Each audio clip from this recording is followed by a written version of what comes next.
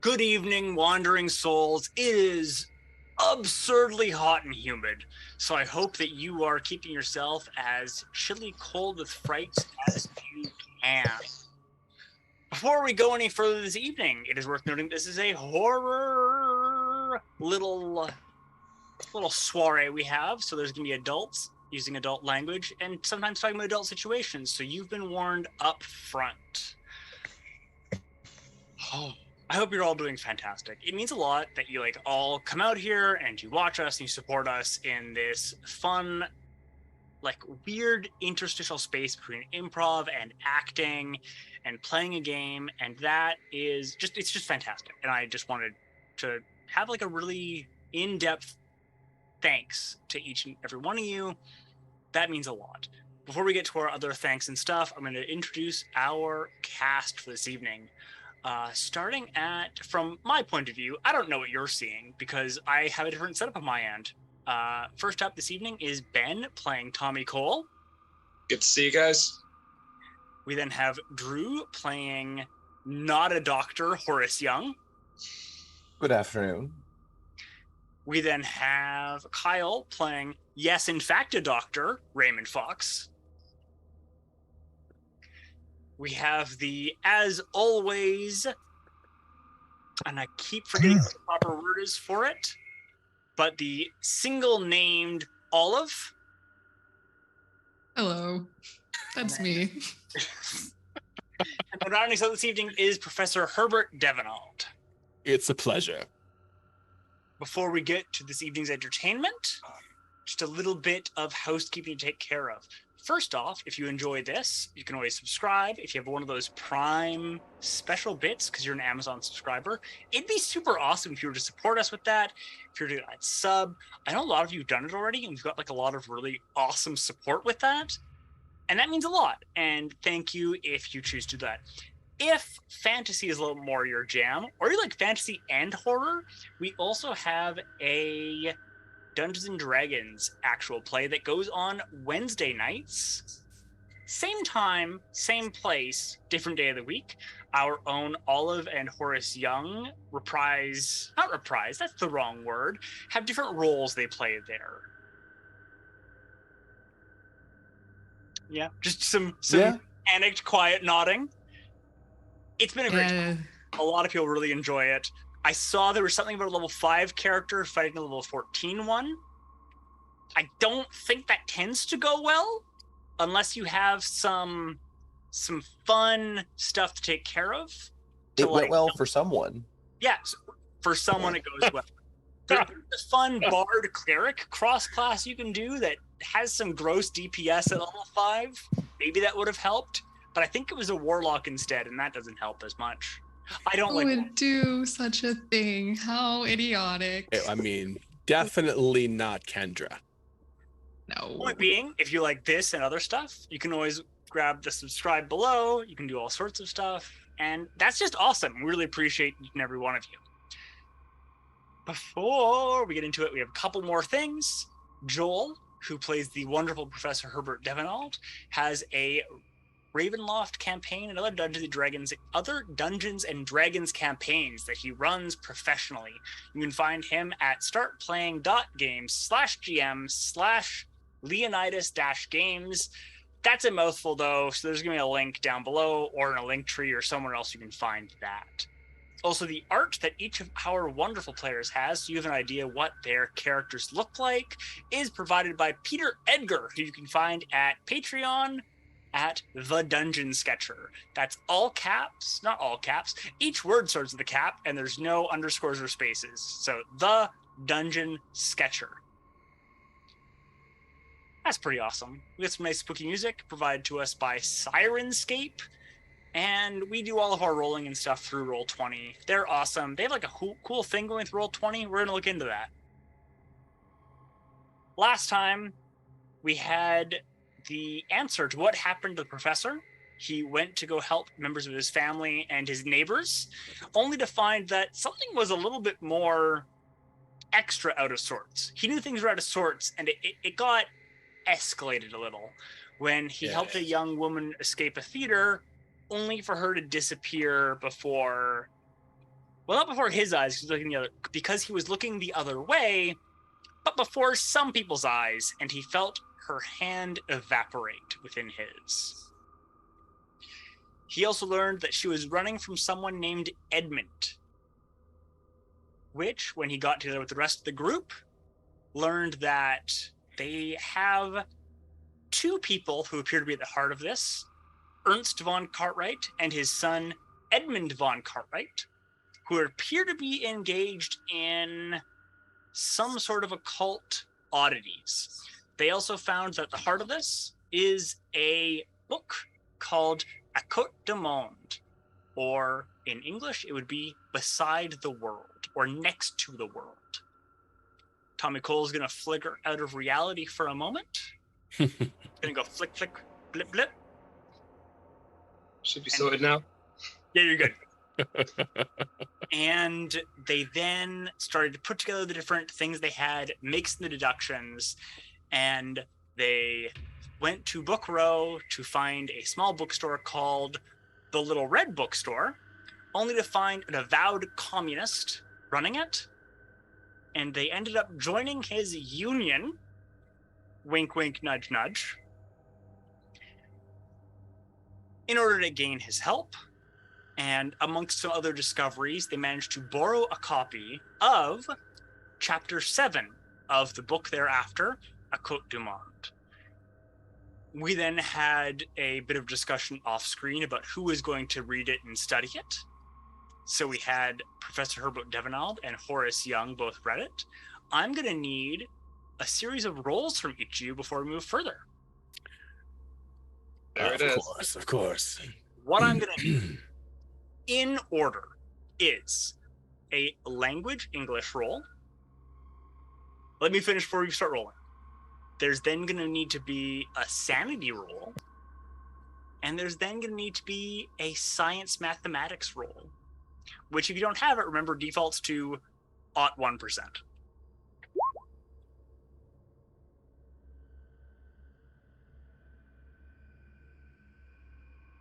So that's the three we need. And then there'll be a question for each of you at the end. All right. Horace, please feel free to go first.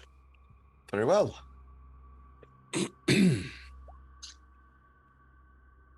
Oh, excellent. Okay. Sanity. Not sanity, occult. Sorry? Oh, it is a sanity. No, ignore me. I had a moment because someone accidentally rolled occult, or was it before and I misread it and I had a moment. And then mathematics is on here somewhere. Right? If it is nowhere else, it'll be under science, where usually you have to fill those in manually. So if you don't have it, it defaults to 1. Okay, so I'll just roll a D100 then. It comes up as a 1. There's a 1% chance. That 1% is the difference between nothing and something. Oh, Cool. I'm going to get you as well to do it, Herbert. yes, of course. Let me see here. English language, that would be... Where is that on my character sheet here? Own language. There we are. Yes. Oh my. I would absolutely like to spend a bit of luck if I'm allowed to. 100%. I will spend 3 points of it. Let me make that change after the fact. I'll complete my rolls first. Of course. And then you wanted sanity, was it? Yes, it was. Right. No, another failure, and I can't do anything about that one. Is that correct? Yep. And then you would like something that I have an 1 in. Well, I'll roll geology, just to get that 1% chance. And I will fail at that one, though not nearly as badly as Mr. Young. Okay. So, as the lot of you retreat to Tommy's home might be a strong way to put it, where he rests his head, and where you've decided to collect yourselves, go over your resources, and determine what to do next. Herbert and Horace pore over the Chapter 7. It is only a scant 20 pages, but it is dense, hence those English rules. You both managed to pass those, so you're able to suss out, at the very least, the core understanding and the core thing of what it's about. One of the things you discover is that Horace was, in the least, partially correct in his theory. Part of what the text is about is a discussion between whether these folds and these interactions would be those between different realities, or whether it could be determined in a manner of these folds and these alterations, instead of being tied to another reality, are something else entirely. Positing it as kind of a possibility not. Like the little sub or super not. As in, like, this is like another possibility of it could be something we don't understand and currently cannot understand. You both failed your sanity roll, so you are able to go over this, and you spend some time in study, and there are a number of ramifications to this that are particularly intriguing. You are able to put together from Chapter 7. You think that between the two of you and comparing some notes, you might be able to put together a ritual that wouldn't close or open a fold, but could be used to identify where one was done. So you have the ability to kind of suss out if you're in an area where something has been removed. That will done in the past, not in process or a future location. Precisely. If it's in process, from this and other things you've seen, you would recognize the steps, because you currently understand there are a number of processes involved in that you know have an idea what they look like. I see.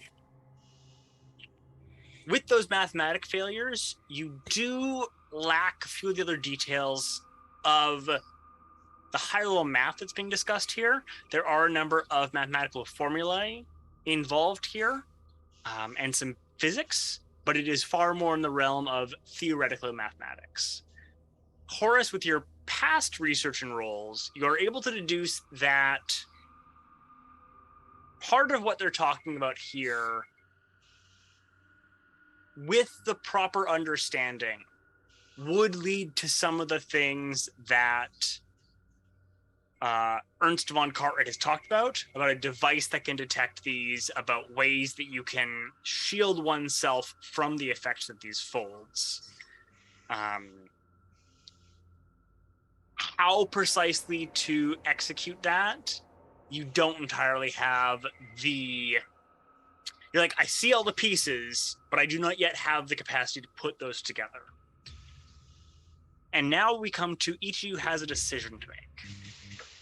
And that is whether or not you choose to become a true believer in the mythos. Whether your character, whether Herbert Devenald and Horace Young, believe the sky whale things, believe the folds, believe all of it is real and is something undeniably beyond human ken, or whether there is a more basic understanding for it that is beyond what most people know now, perhaps beyond what any person knows now, but is still within the realm of the relatively mundane.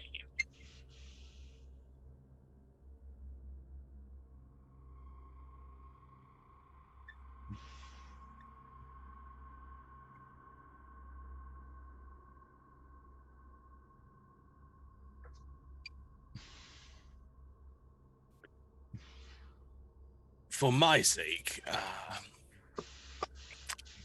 I was already becoming fairly convinced that we were dealing with something beyond the natural and firmly within the realm of the supernatural.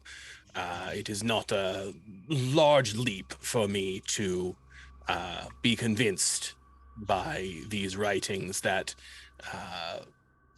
we've simply found a way to see a bit more of the creation that has been beyond the vision of humanity until this point in time. So certainly, I think that I would believe that these things do exist and that they are beyond the capability of any created being here in this universe to manufacture. Excellent. Yep. I would say, based upon everything I have seen, that these are phenomena which do not follow the laws and patterns of whatever this reality is constructed of. Whether they be transcendent or merely existing alongside, they are beyond and they are more. While pieces of them can be seen from our perspective inherently is limited in conceiving of the whole of them.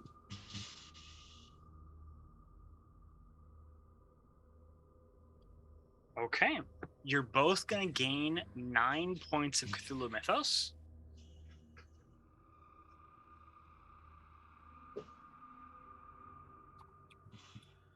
That does lower your maximum sanity, but that won't affect either of you right now. And under you can take 2. You can add Detect Fold as a spell you can each cast. It does require quite a few. It does require 3 people to do, but only one of you could direct 2 other people who don't know what to do in completing it.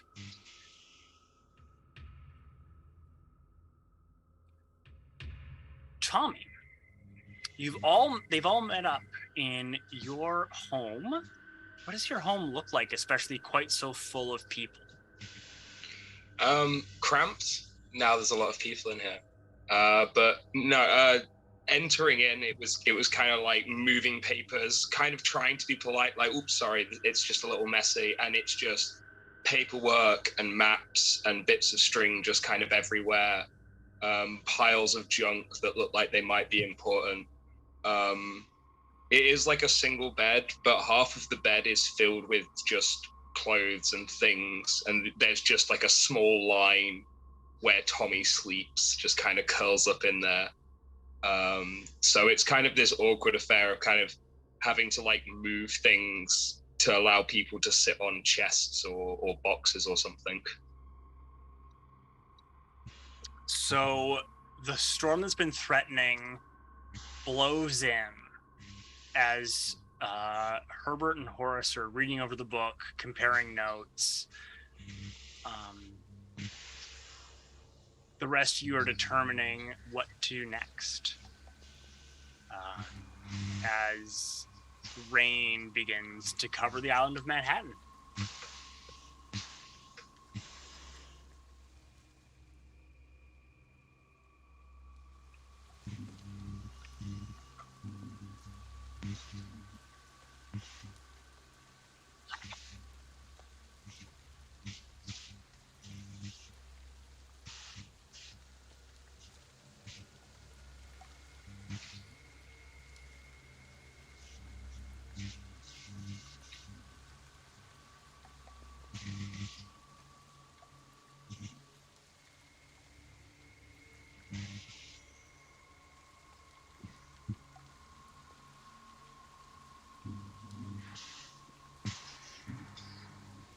Recording stopped.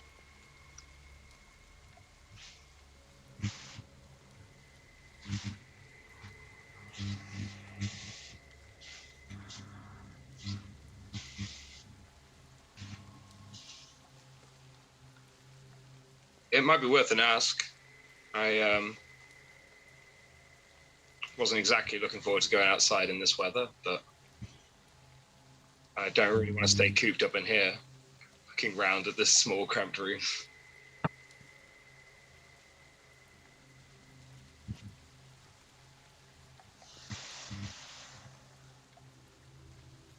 Yeah, I mean, if you want me to find out something about these keys, I can do that. Or if you need me to talk, and I mean talk with my words in this situation, potentially, unless they need to be talked with my fists. But otherwise, with my words, I can also do that. Just point me to who I need to talk to.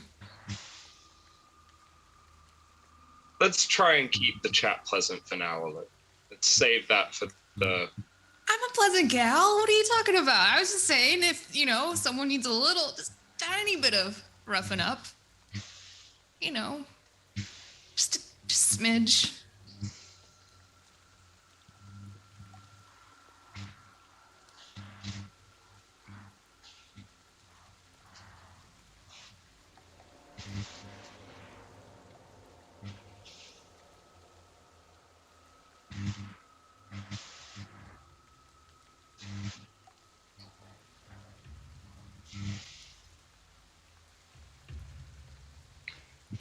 If I can be honest, I'm a little nervous that he's not going to remember them quite genuinely. If it's a place that no longer exists.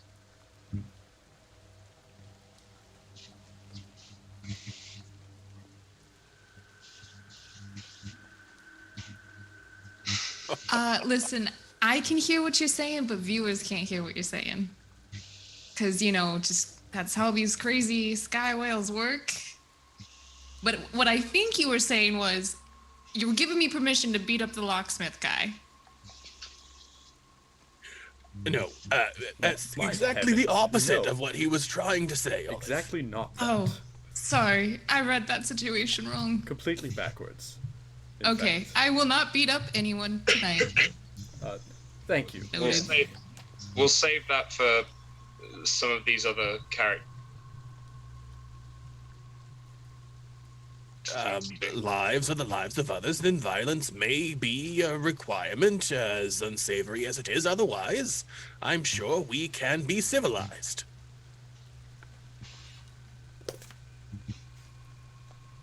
You hear that, Olive?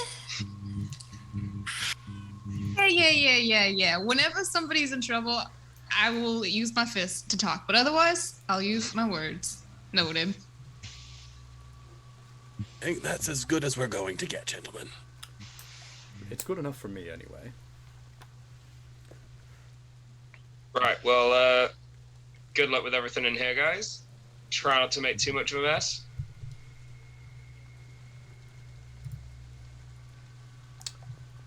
Yes, likewise.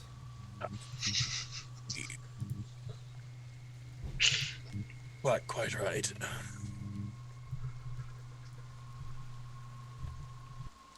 So we have a group going to the We The dropped. stream just cut. Give us a second. Oh, we're back. I think we're back now. Do we know where we cut out? Oh, no. You can probably start from we're leaving. So a lot of you decide to head to the locksmiths, braving the rain. As you head through the streets of New York in the recovered automobile, you see that what people that are on the streets are rushing to their next task as the rain pours down and the occasional crack of lightning fills the air. And it's not hard to find your way to the locksmiths, a hole in the wall of a location that, as you bustle in the door from the street, you find the storefront itself is a scant 150 square feet. That's little more than a desk that bisects the area to a workshop in the back. and a zone for the customers, currently you, to fill. The locksmith's a older, spindly man who looks up from his work upon you entering and shifts the goggles that he has up onto his forehead.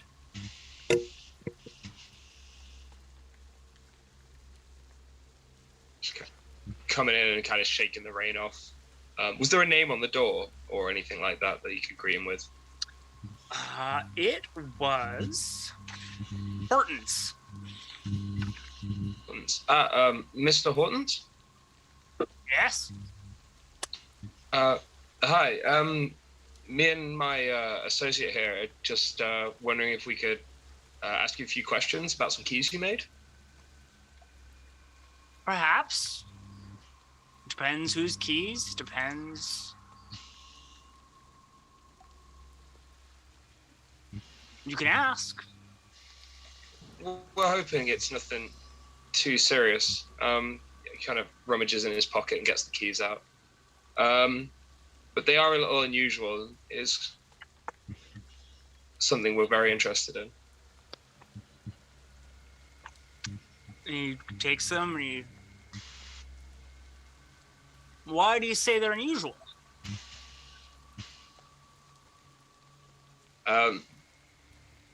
They actually...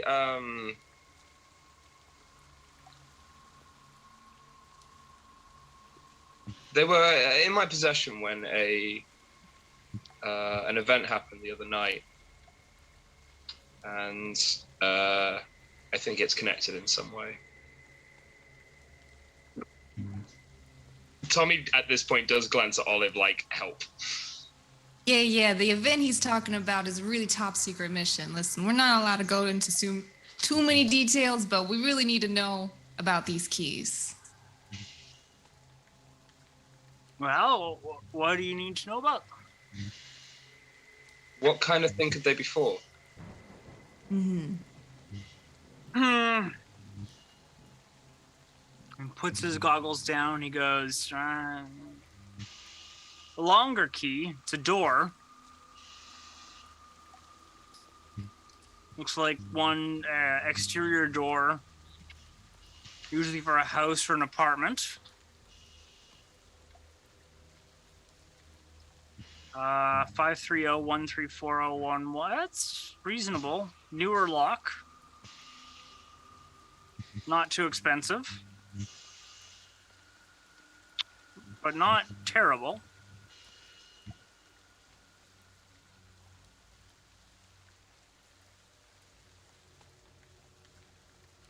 Are you able to like look at a key and be like, this key goes to this specific door? Are you only able to like say, oh, this key just goes to this type of door, but not this address of this specific door? Like, how specific about a key can a key man be? Well, I would have just cut this based upon, and pulls out his book of records and he goes, I would have cut this based upon,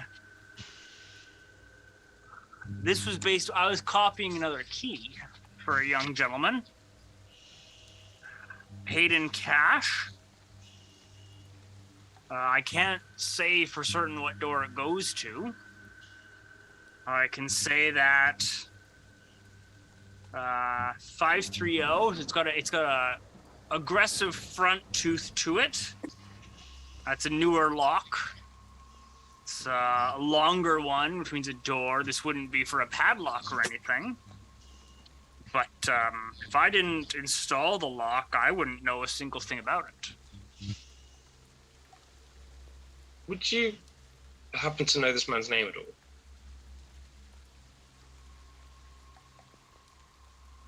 I would. Would you be able to help us with that information?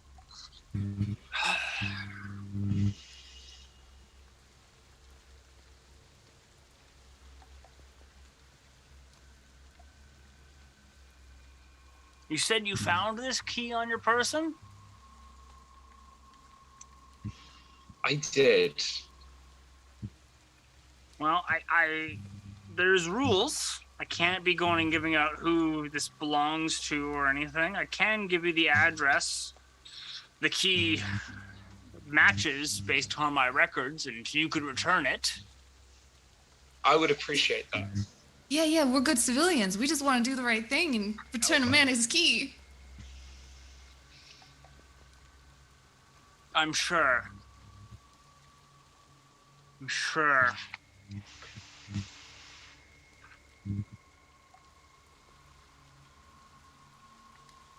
Says here, matches to a unit down in an apartment building just off Bleecker. 3rd floor, 12th unit. Would that happen to be a building of the Benedict building?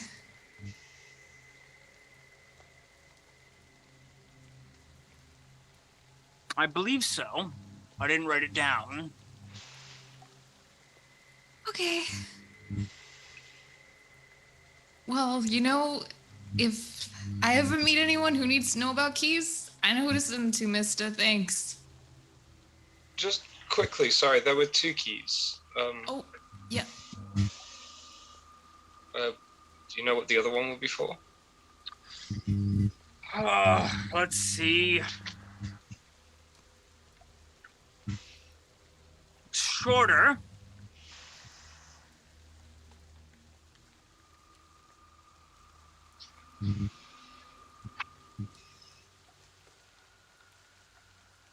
Quite a bit. 4 teeth.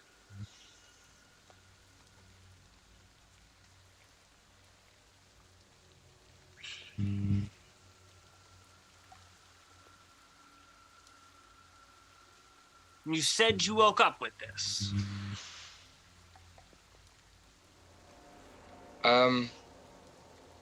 It was more I found it on my person during the night. Like, that's kind of why I found this strange. Like, I don't remember picking them up, and I definitely don't remember lifting them from someone. I'm sure you always remember who you lift things from. I can't say for certain, but 4 teeth, this type, usually would be to a private box in a bank.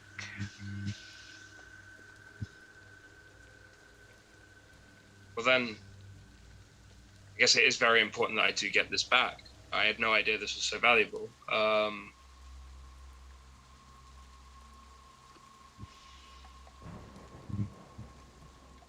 We'll take this to the address right away, but just quickly, that one of those padlocks on the wall behind you is how much would that go for?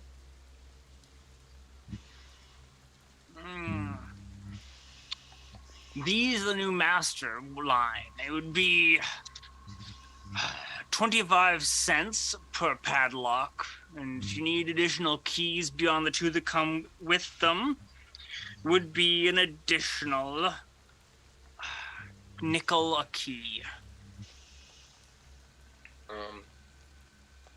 This might be just me talking because I'm not quite sure how I'm not quite sure how the economy is at the time to make this offer, but I essentially want to be like, oh, I'll take a padlock and 2 keys, and then put down significantly more than it would cost. Putting down 50 cents to $1 would be a decent markup on what he's saying here. Yeah, I'll put down $1 and be like, I think it's important I grab a padlock and a couple of those keys. Very good to keep one's belongings safe. And he takes the $1, and he puts it in the thing, grabs the padlock, and gives it to you. And yeah, I'll very much appreciate this shop in the future. With a bit of a, not sinister wink, but like a soft knit wink. Of course. Safe in the rain. Good day, sir. Yeah, thanks. As we go outside, I want to pull Tommy away before we meet the others. Tommy, we got a key. We got an address. Do we tell the others? We need to know what's in that bank. Like, I can't wait. I don't mind telling the others, but I have to know what's in that bank. I was thinking about going to the apartment first, but if you want to go rob a bank or something, I'm totally cool with that too. We need to go to the apartment first because we need to, like, we're walking, by the way. We're not sitting outside. I figured. We need to go to the house first to figure out how to get into that bank because they're gonna ask whose it is and stuff. They're gonna ask who we are and why. So we need a name. Okay, so you're the brains, I'm the bronze. Got it. Let's do this. That's how it's always been.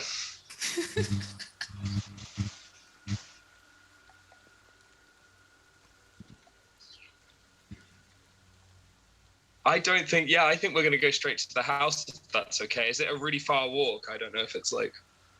I mean, it's a bit of a way down to Greenwich. You'd probably be better off taking the car or the subway or something. You do have a car if you were bringing Fox in on it. I don't know if you're leaving everyone else behind or what the plan is in that particular front.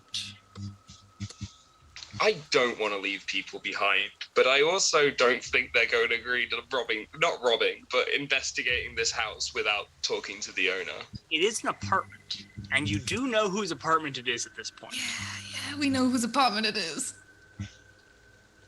Okay, what if we tell them, but if they say no, we just say we gotta run one more errand and we go anyways?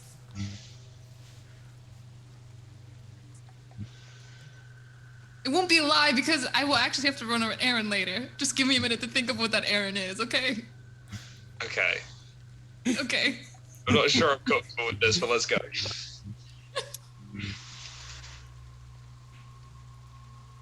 Yeah, we'll head back to the apartment first.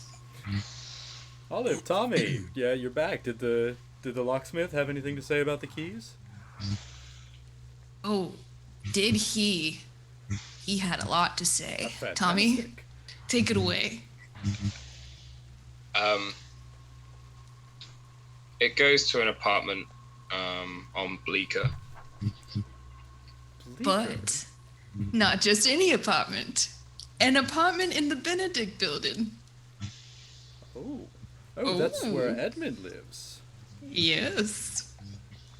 So, I was thinking, you, me, him, and him, we could all just maybe take a stop by and say, hey, we found your missing key, and maybe introduce ourselves, maybe not ourselves. Maybe we could come up with cool fake identities along the way, or, I don't know, get some clues, scope out the building, kill him. I'm reluctant to meet him directly because, at least under those pretenses, because I think he was there that night. I think he'll recognize us. Disguise. Perhaps he may not be there. And we would have free leave of... We have a key after all. I'm not certain that breaking and entering is the right path to follow here. No breaking. He Nothing gave is us a broken. key. We have a key. Everything Give should be someone left. a key, didn't he? He is also allegedly trying to... Why would one of you have a key to this Edmund's personal and private space? Quickly, Keeper. That was held under the things at the police station for Horace, right? I believe I thought that's what it was. that is also my recollection.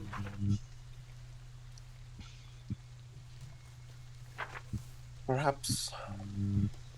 Yes, Horace gets envelope with keys inside. Who is to say what his motivations were? Or those of the person to which the keys were given? Sorry, we're going to need to do a little bit more out-of-character bookkeeping here. If Horace is the one that got the keys and somebody else has the keys, at some point Horace gave the keys to somebody, right? Yeah. Okay. Yeah. Yeah, I mean, When even did if we that didn't... happen? A couple of sessions back, I think Yeah. we kind of passed them around and looked at them. My recollection was in session 3. At the diner Yes. when we were going over everything? No, it wouldn't have been at the diner because we hadn't been to the police precinct yet. That's right. It was as we were... Was it when we were going from there to Central Park? I believe that's when it happened, yes. Because we were walking and... Because the police station was rather quick because you decided not to was. talk to anyone. Right. I think rightly. And I'm so not making a judgment call on that. No, sure. Point being, I think we all know that Horace is the one that had those keys. Yes. So let me adjust my question.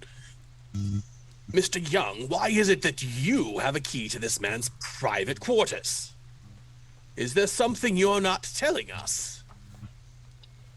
thinking back, is there anything in the dream, the vision, the revelation that would correlate with Horace coming into possession of these keys? Roll me an intelligence. I could do that. Oh. It's not going my way tonight, guys. Oh, it is. Don't worry about it. It's great. Going away. It's going some type of way. Horace is just massaging his temple. He's got like just papers like radiating out from him where he's like sitting cross-legged on the floor. He's like scribbled the mathematical calculations to try and fit them together. We're going to go back to another one of Horace's memories. Horace, you can't recall when this was,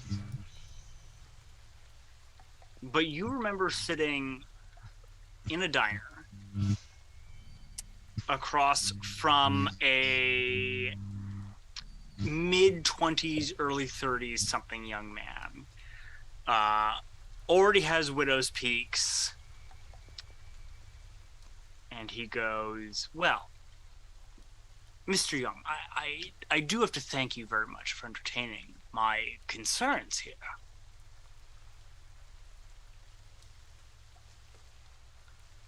Now, in this memory, do I have any recollection of this person? You know you were talking with him about dreams he was having. You had met him at the university, and give me another intelligence roll to see if you remember his name or not.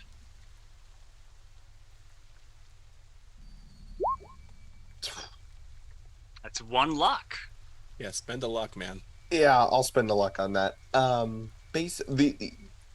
Do I know, like, what were my concerns? Basically, do I have any background memory of this conversation so that I can carry it on? Yeah, so he was presenting to you. He had pulled you aside from some event at the university, at NYU you were at. He'd pulled you aside afterwards. You don't remember the specifics of how you got on to it, but he was talking about dreams and the symbolism therein, some concerns he had about his dreams. And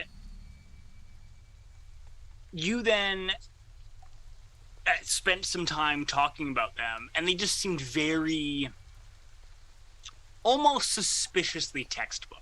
Very banal, very,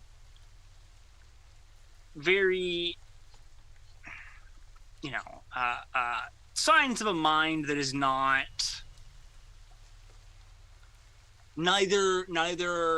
particularly well, neither particularly maladjusted, but within like suspiciously almost textbook perfect for slightly maladjusted. Okay, so maybe do I suspect perhaps, or would I have reason to suspect then that he is maybe reading something into his dreams or read something about dreams and is patterning that onto something else, like exaggerating? You very much get the feeling he's actually testing you. Okay. Very early, it becomes very obvious he's just kind of feeding you stuff. Like it is almost the, well, if I had this, this, and this, what would the textbook say? Right.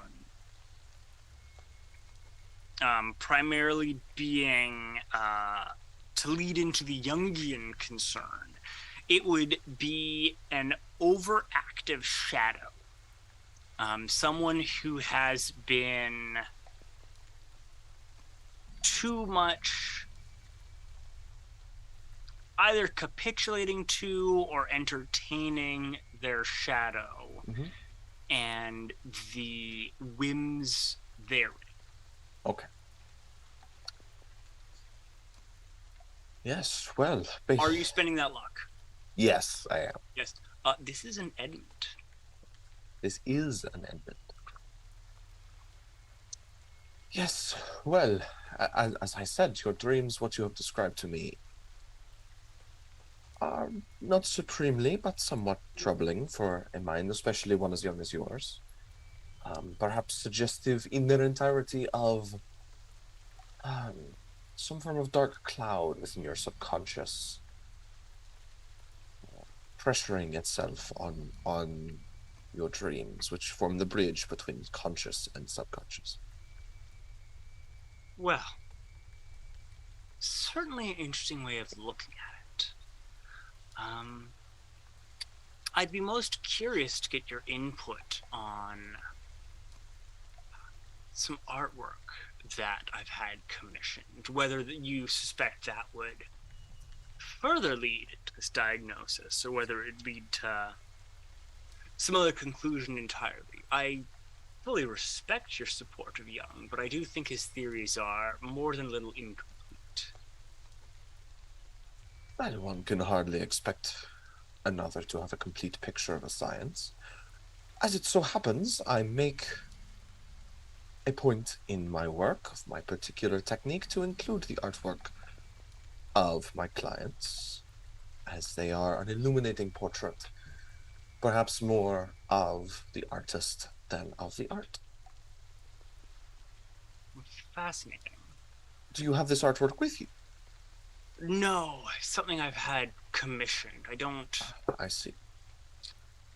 create such things myself, but A scene, perhaps, that you have described to an artist.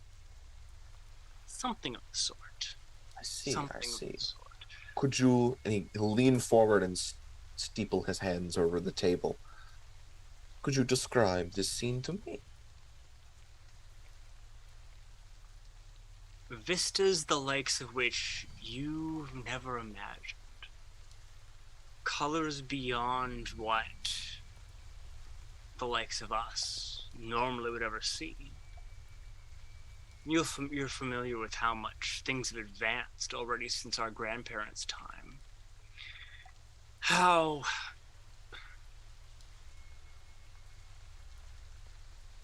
once we wouldn't have imagined much more than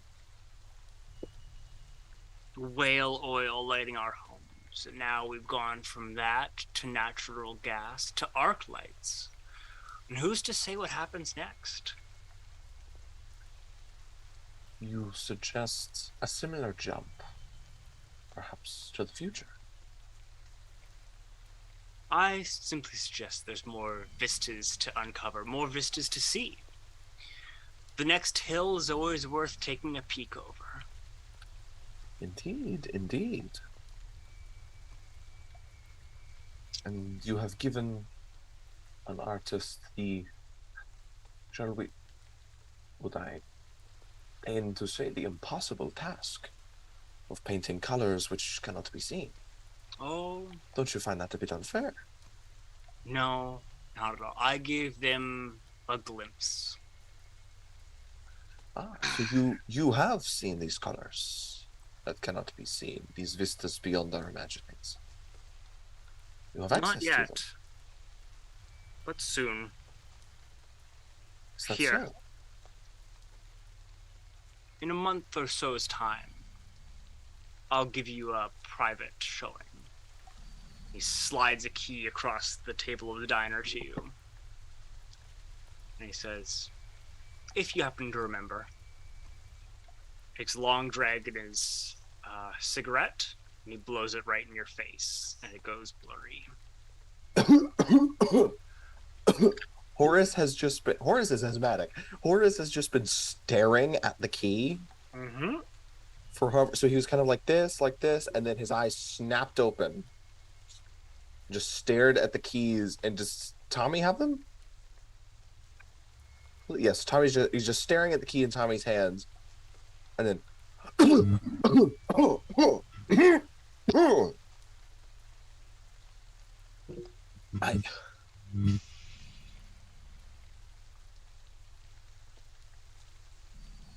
Yes, that I do. I don't know why I've had those keys. To be clear, he didn't give you the bank key. He just gave Right. you the apartment key. You don't know where the bank key came from. I've not said it's a bank key yet, I will say. To metagame for a moment. Yeah. Sure. Right. So just, as far as I know, just the... Now, we already established I didn't recognize the keys, right? Earlier Previously? you did not. Okay, so it's not like, oh, that's to my safe deposit box.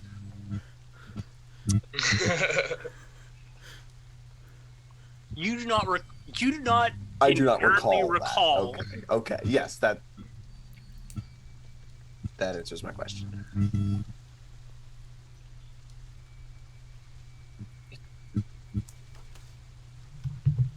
So you do know this, Edward Edmund. Yes, very, very briefly. Very briefly, and yet he was willing to give you a key to his home? I do not know if you're familiar with... I'm sure you are, of conversations of such depth and breadth that they form a sort of bond of trust of their own between participants who may not otherwise know each other. So you would consider yourself a confidant of this man? Only very briefly. We met some amount of time ago. This was shortly after my introduction to the city, it must have been. I was meeting with all sorts of people. We spoke only once. It was... he was having dreams. Dreams at the time that I was intrigued by, but not so much that they were not shuffled away in the recesses of my memory. I should like to see that painting. What painting are you talking of? He told me of a piece of art he was commissioning. One which described his experiences while asleep.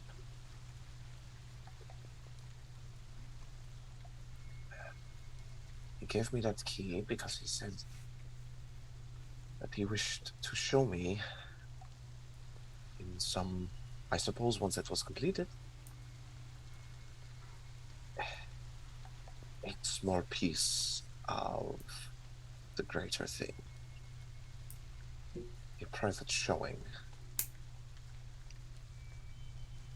At your convenience, then? He said in around a month's time. I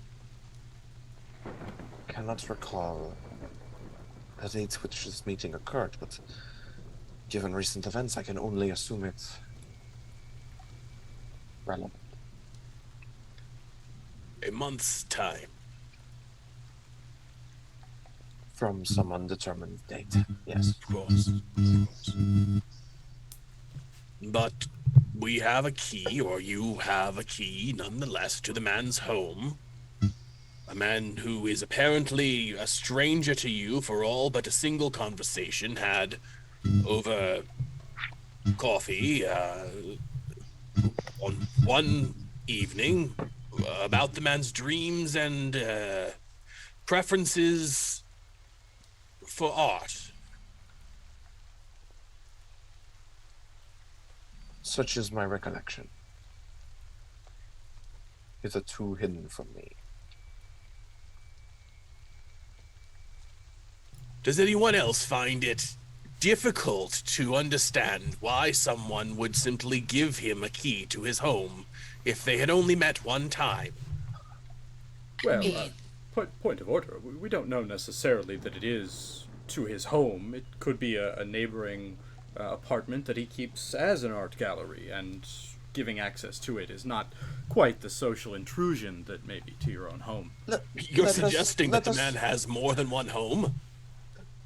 Well, yes, insofar as, say, there's several apartments on a floor, he could have two of them, or the whole floor, perhaps. We don't really know. Ernst seemed wealthy enough, if this is our Edmund. If I may, it appears that this was, given what we now know of Edmund and his proclivities in performance art, shall we say,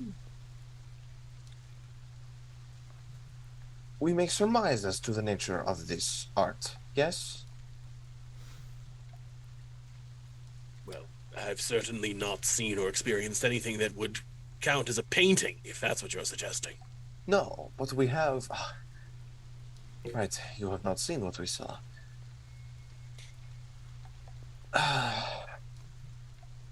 Imagine, if you will, these performances, these rituals, these chapters, and he gestures to the chapter 7, and the rituals that proceed from them as an art form. You needn't believe it such, but imagine. If Edmund were to believe that, say, in a month's time from our conversation, he would be in possession of another chapter and required someone of a more open mind to assist in its performance. Who better than a new psychologist with an interest in dreams?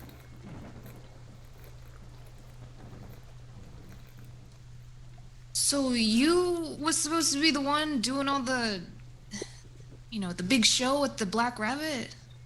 Quite right. Possibly. Quite right. This is the question. Although it did not seem amenable to me at the time, from what I recall. No, I believe this may have been of a different ritual. Perhaps a later or even earlier version of the same.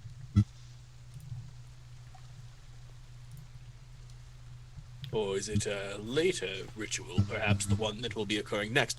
In any event, the fact that you were there that night and you know this man leaves many questions unanswered, Mr. Young. Indeed, much to my own frustration. It seems Ernst's liquor was not entirely successful in restoring our memories. Or perhaps it is cosmic coincidence that we ended up at the Black Rabbit on the same night. That this was intended for a totally different purpose. I did not go there to meet with Edmund. That much I know for certain. Professor, you can... You didn't even remember that you'd met the man until a moment ago. How can you be sure?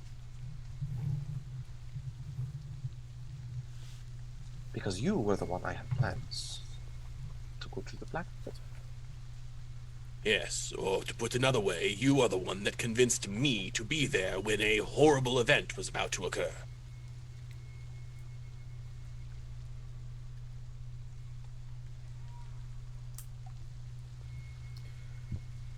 Well, that does not...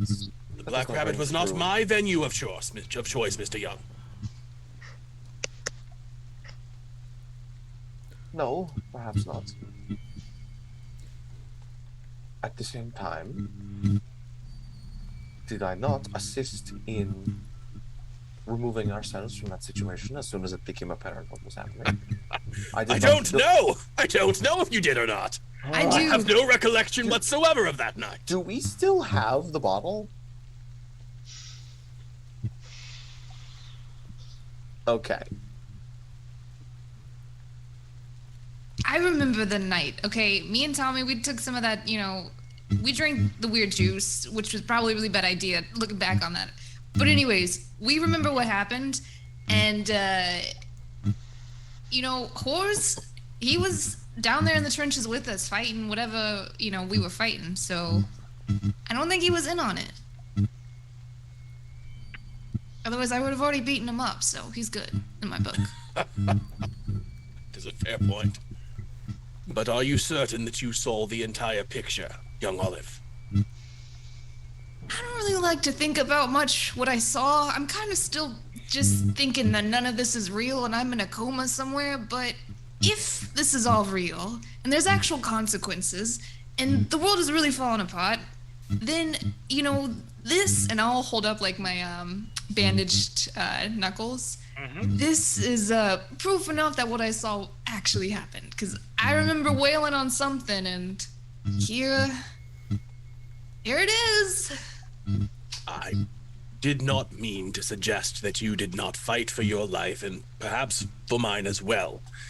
I simply suggest that what you were made to recall by imbibing this strange, mind-altering liqueur may not be entirely accurate as to the events that truly occurred, or may simply be one perspective of those events, leaving out important details such as who it was that Mr. Young had conversation with that night before those events occurred. That's definitely true. And also, what could be true is none of this is real.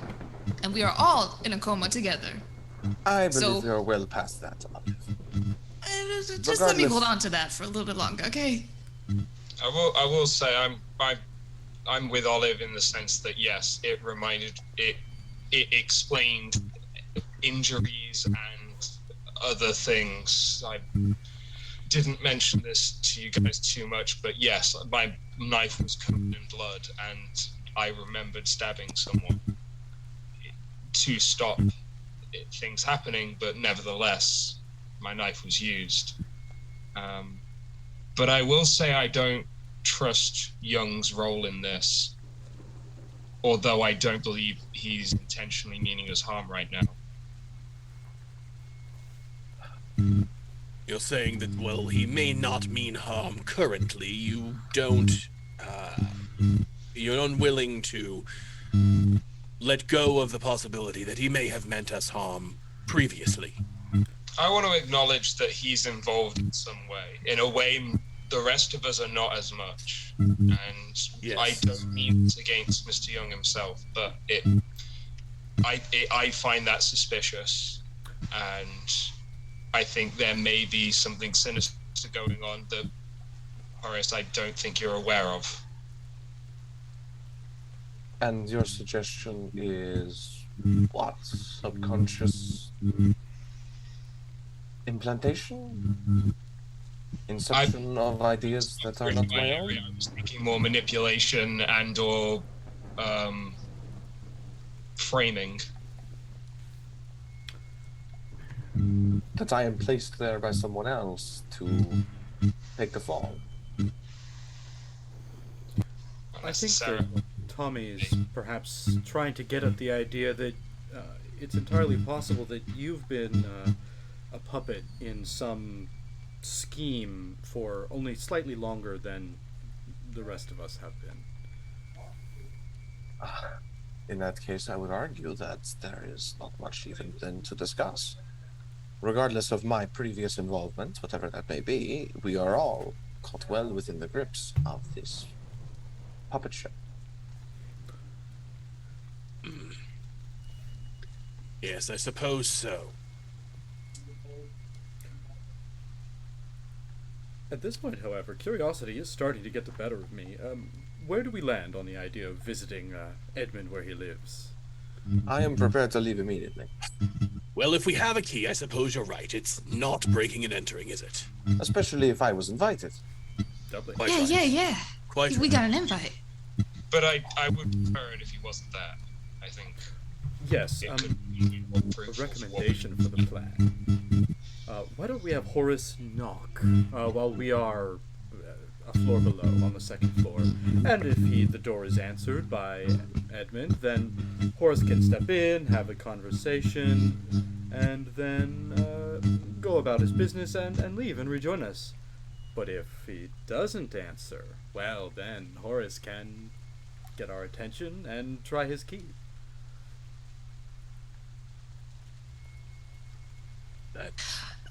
Maybe we shouldn't send him to the door by himself, though. Maybe he needs one muscle, man or woman, just, as an escort, because I feel like, this guy is a little bit suspicious and... Fair play. Are you volunteering, young Olive? Yes, I am. I can hardly turn down that offer. Oh, I could be one of your patients. We could do, like, a whole bit. Like, you and my doctor, and... I would Well, prefer... you're not a doctor, but... I would prefer a hired muscle, perhaps who is instructed to remain silent. Oh. And look. Yeah, I could do that. Yeah, I'm really good at that. Yes, good, yes.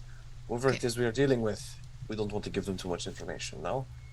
Even the sounds of our voices beyond what is already known. Not to be a downer here, but in your recollection of your interaction with this young man, did he give you the impression that you would need to bring hired muscle to this art exhibit? Among those who know me, it is common knowledge that there are those who would pursue me for, shall we say, less academic reasons in regards to my work.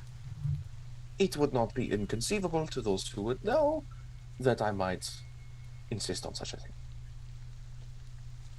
Are you into some weird stuff? Psychology. Or... Okay. Which is a yes. Okay. Very, very fringe science, if you will. There are those who object to its practice, particularly when things do not go entirely as it has been assured that they will. Mm-hmm. Right. I totally understand that. Are you implying you're a fortune teller? I am implying that the techniques that I employ are not infallible. And some react poorly when failures occur. Some of those in high places. Raymond, you are a journalist, yes? Yes, a fledgling one, but... Yes, so I assume you are familiar with the papers around the city? Yes, I read other people's papers occasionally. Do you recall the Upper East Examiner? I remember it, I think, but I don't know that I've read anything by them lately. Well, perhaps by chance do you recall talk of a particular charlatan, witch doctor, exposed snake, doing hocus pocus magics? Oh, I'm remembering something about a magician, but I don't know. No, Horace. No, Horace, really. I assure you not. Merely that the purveyor of this paper does not see me in as positive a light as even you do. And given that you suspect me of involvement in some form of world-ending conspiracy, that says quite a lot.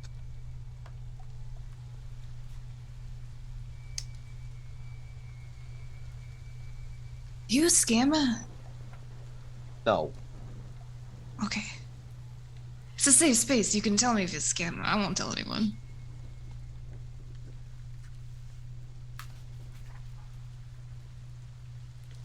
methods are sound. Okay. So, Any other questions? So, to clarify, we'll have Mr. Young and young Miss Olive attempt to lure this Edmund away from his property. Is that correct?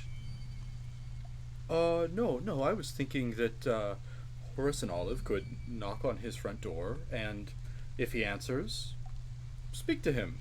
Go on in, look around, have a cup of tea, get out when they can. If he doesn't answer, well, then we'll just unlock the door and all of us can go in and have a poke around. The door that this key opens. Yes. Indeed. And if we find that this is, in fact, as you suggested, some flagrant abuse of wealth, and the man owns 5 apartments on the same floor, and this key is not the one that we know to be his apartment number. Then What we'll try then? the key on whatever door, and it'll work on one of them. or we just break the door in. No, Olive, we're you admit not that part breaking when we're there. and entering. Oh, okay, sorry. I'm just gonna sit in this corner and listen to you guys talk. The key will function on one door, yes? At the very least. That is what we presume. Well, I suppose we should be about it then. All right. Everyone into the Nash.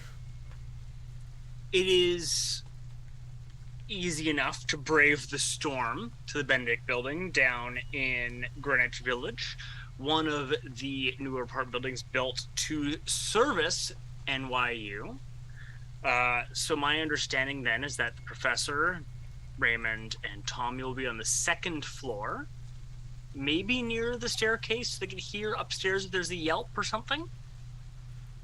Yeah. Well, And also listen out if someone's coming up from lower down. yes. And well, Horace and Olive are on the 3rd floor. The building itself is a brick construction, 5 stories, and for the era, decidedly modern, with all sorts of newfangled advancements, like fire escapes and gas lighting. Just quickly, on the way there, Yes. Horace would describe for those who have not seen what Edmund looks like. Excellent. And yeah. So if you see him, or someone matching that description, perhaps moving up the stairs in our direction, I would appreciate at least some forewarning. Yes, of course. We'll keep a close watch on every angle. Olive and Horace can roll me a spot hidden before they even knock on the door. Mr. Cole. Mr. Cole. Do you I'm gonna carry a spend- sidearm? I'm going to spend a luck on that. No. I'm a close combat kind of guy. Very well. Please assist me in keeping an eye on Mr. Young. I'm not convinced that he has our best interests at heart.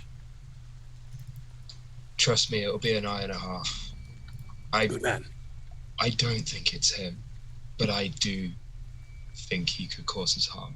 I pray that you're right, son, but there are too many uncrossed T's on this order, if you get my meaning. At this point, Tommy will kind of move his knife to somewhere that's like very easy to get, like into his pocket or something, and make sure the professor sees it, that he's kind of like ready. Good lad.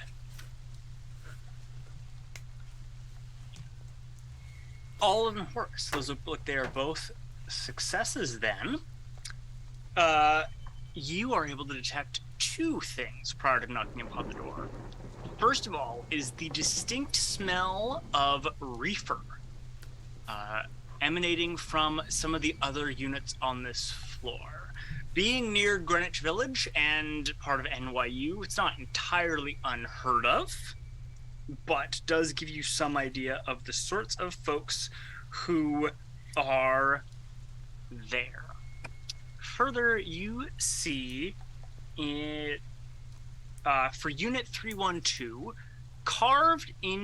very faintly carved into the door frame, is a series of symbols that look approximately like W sigma O less than delta and then like a very square M.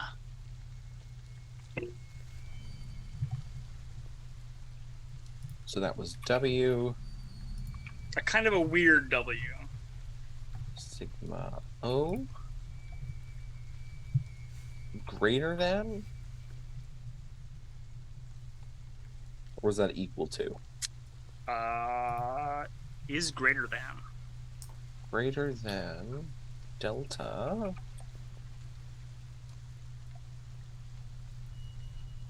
weird M.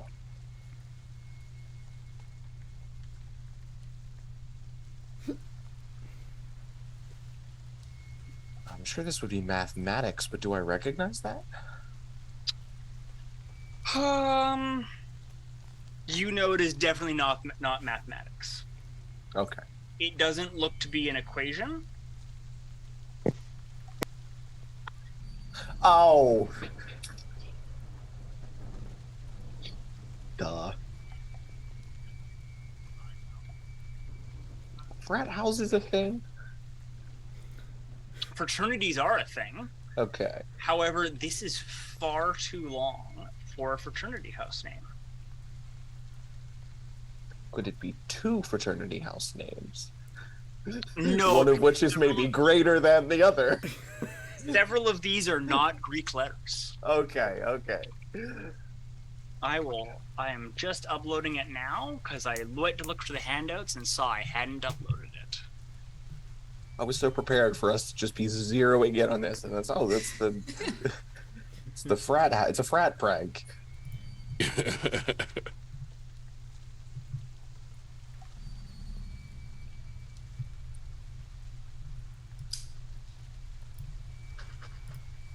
That should be able to see it now. Yeah. Ooh. So several of these are not the Greek alphabet, which would Right. put it being a fraternity thing.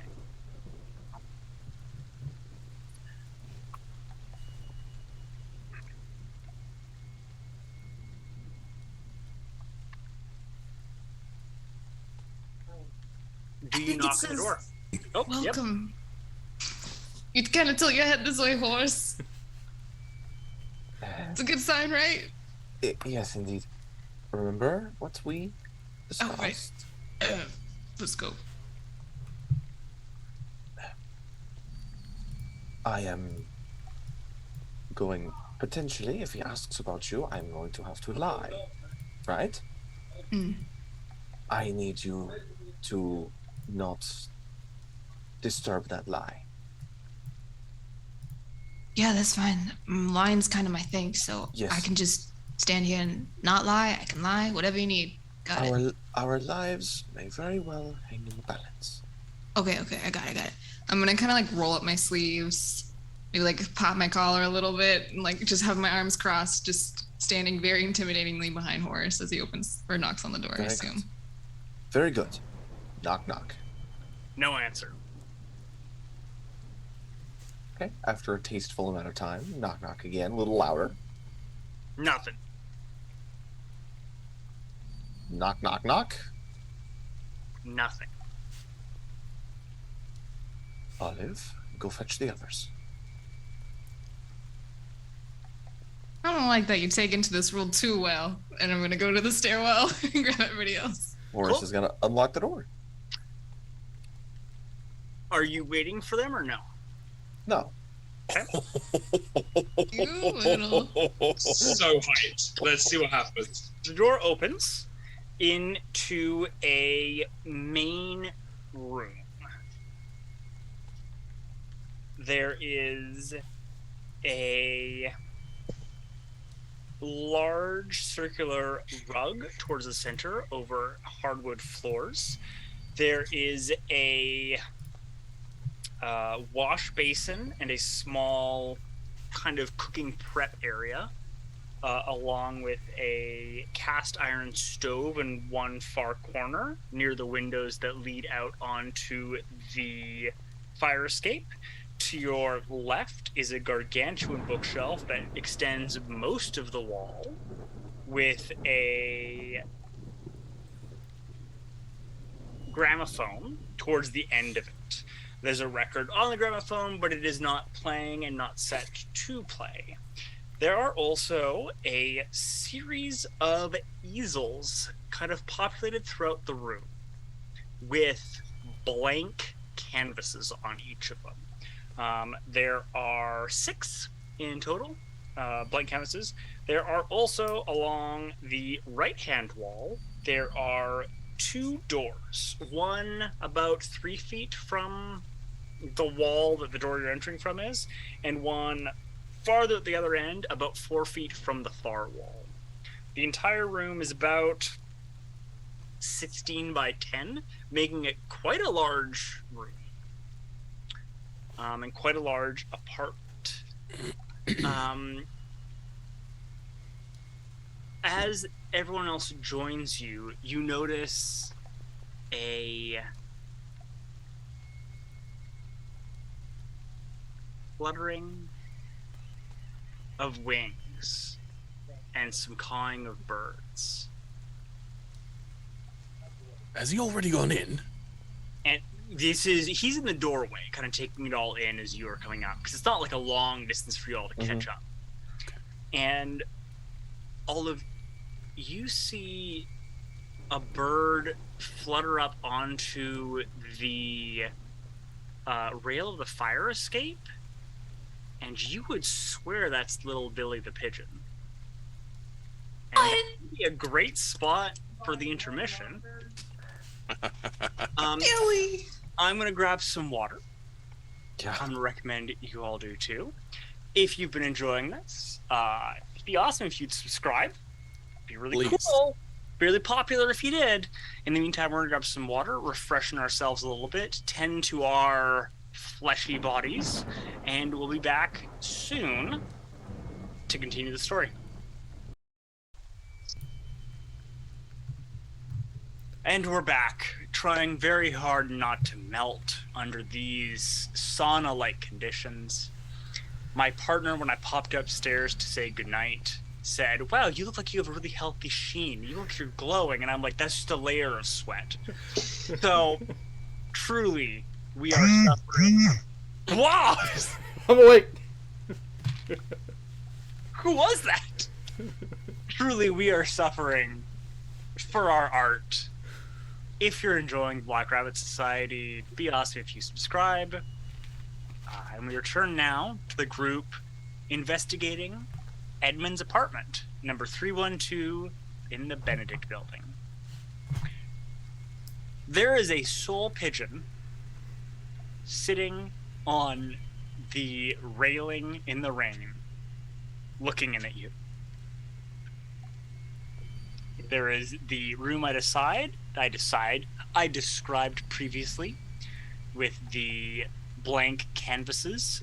They are all, I forgot to mention before, kind of arranged around pointing in towards the center of the circular rug. Is there a kitchen, like a? So it's worth noting that this is like a apartment building. So there's not a kitchen so much as there is like a cast iron stove in the corner, and then like a cupboard with a counter. I want to go to the cupboard and just see if I can find any like crackers, stale bread. I don't know. Honestly, any small food. So yeah, you walk. I mean, that takes you right towards one of the windows out to the fire escape. And the pigeon flutters towards the window and pecks at it. Kind of ding dong. Guys, I found the birds! They were right here! Hey, little buddy! I'm gonna kind of walk to the window. Or if you're at the counter, You just gotta like lean forward to open. Okay. I lean Counter- forward. They weren't behaving normally the last time we saw them. Are we certain that we want to open a window and let them in? know this one. He's cool. Don't worry about it. It's just Nah. one. Yeah, just one. I missed him so much. I'm gonna open the window. He does that pigeon little flutter hop thing in, and starts strutting around on the countertop. Hey, little buddy. I'm gonna kind of like not get too close to make him flutter away, and just be like, listen, you've been missing, and a lot of your friends and family have been missing too. Where you guys going? So Yes, look I know up- I'm talking to a bird, guys. Just give me a moment. Miss Olive, do they speak back to you? What's it say? Shh, I'm listening. Let's just see where this is going, guys. So pigeons have those eyes not sort of head. So looking up at you with one eye, and it's making eye contact, Mm-hmm. and it's staring up at you, and then it goes,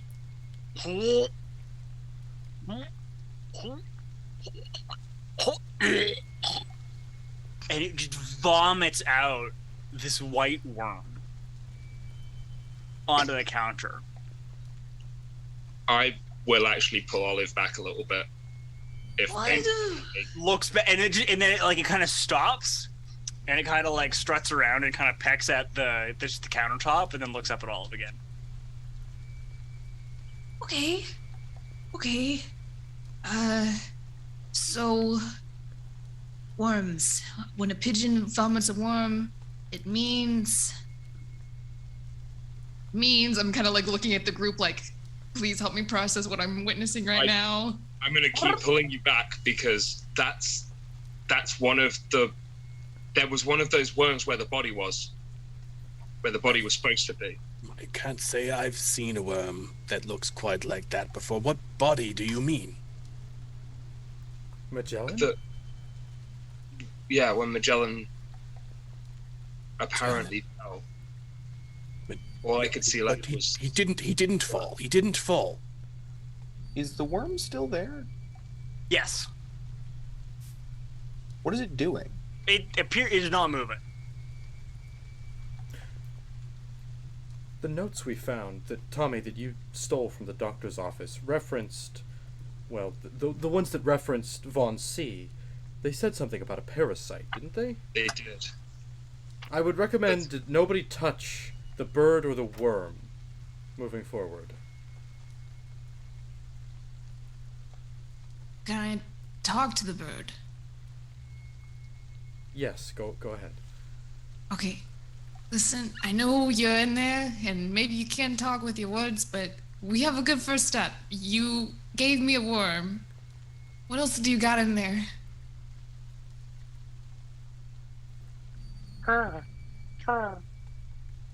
Yeah, okay, this was a really stupid idea. What's next? Hold on.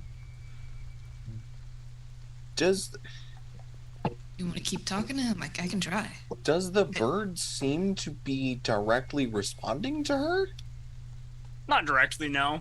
It's kind of Okay, made it's just- noises. It's okay. kind of meandering around, pecking at the countertop, looking for crumbs. Is the cast iron stove lit? I No, mean, it's summer, so probably not, right? No.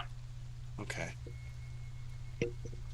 But there's probably like those long stove matches somewhere, right? yes. Okay.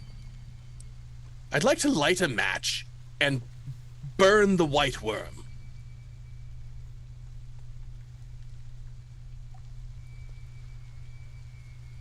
If it's a parasite, let's make sure it's dead. Yeah, you can do that. I think this might be my cue to loot and rummage. Yeah, I'm Raymond. gonna need a dexterity from you, Professor. Dexterity. Oh no. Oh, fantastic.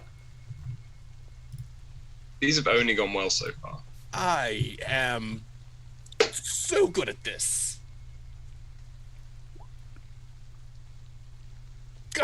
God. You're gonna take a point of damage, Professor. All As right.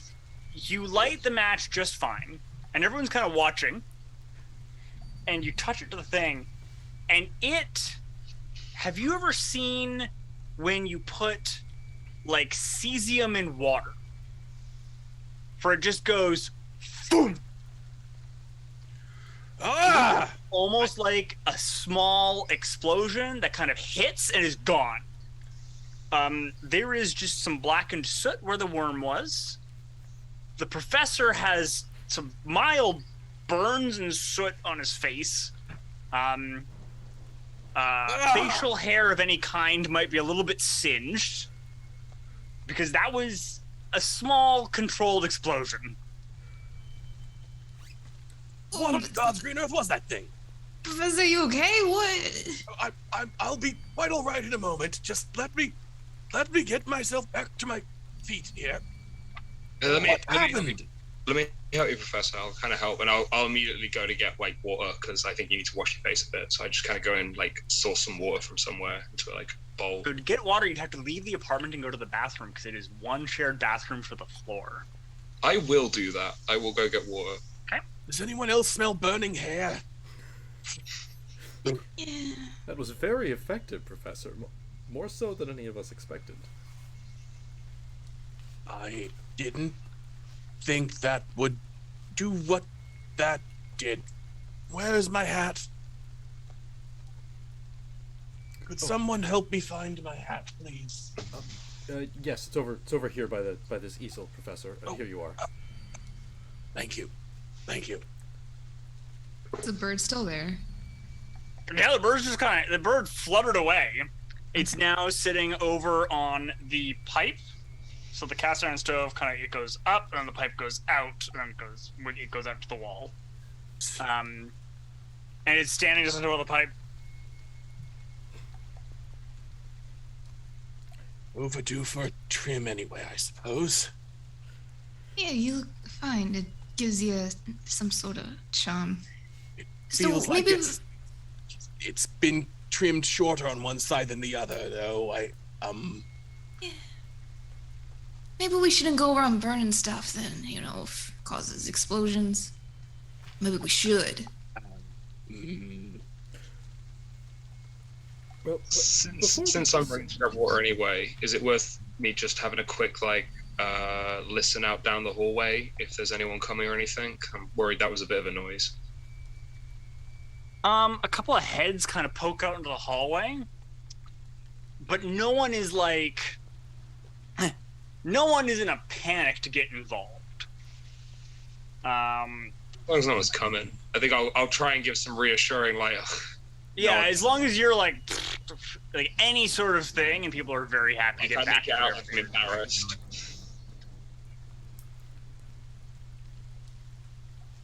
But in which case, then I'll grab some water, come back, and I would actually like to look over the professor a little bit. Professor, come here. Let me just make sure you're not burnt too badly or anything. I'm sure I'm fine. But all right. Let's just be safe. You know how these things can be. Never seen anything explode like that wasn't nitroglycerin. We've both seen some pretty nasty explosions. Yes, but not from worms.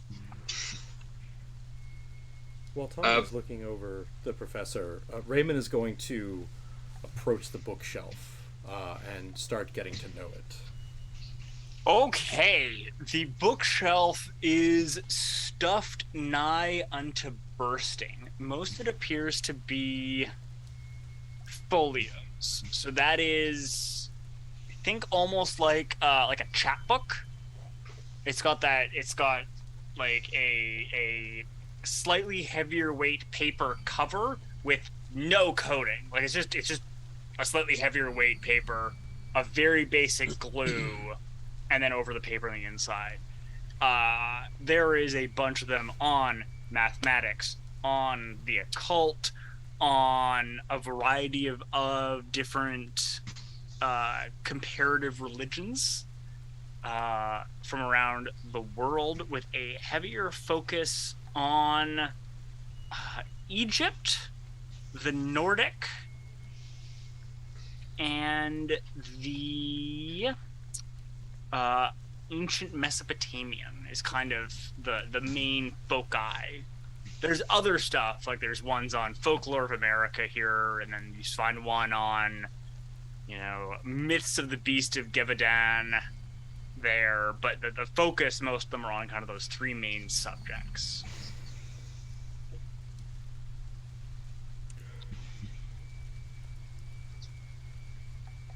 Raymond's going to try his hand to find any folios, either in the math or occult, or I suppose really any of that genre, that reference the Acote Monde in like a footnote or in their references, that kind of thing. Any that quote from it or refer to it or draw reference to it in any way. How about you give me a library use? Library use I can do.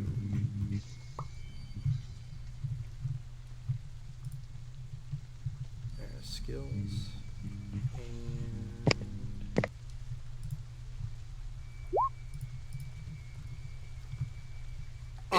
Critical success. Okay.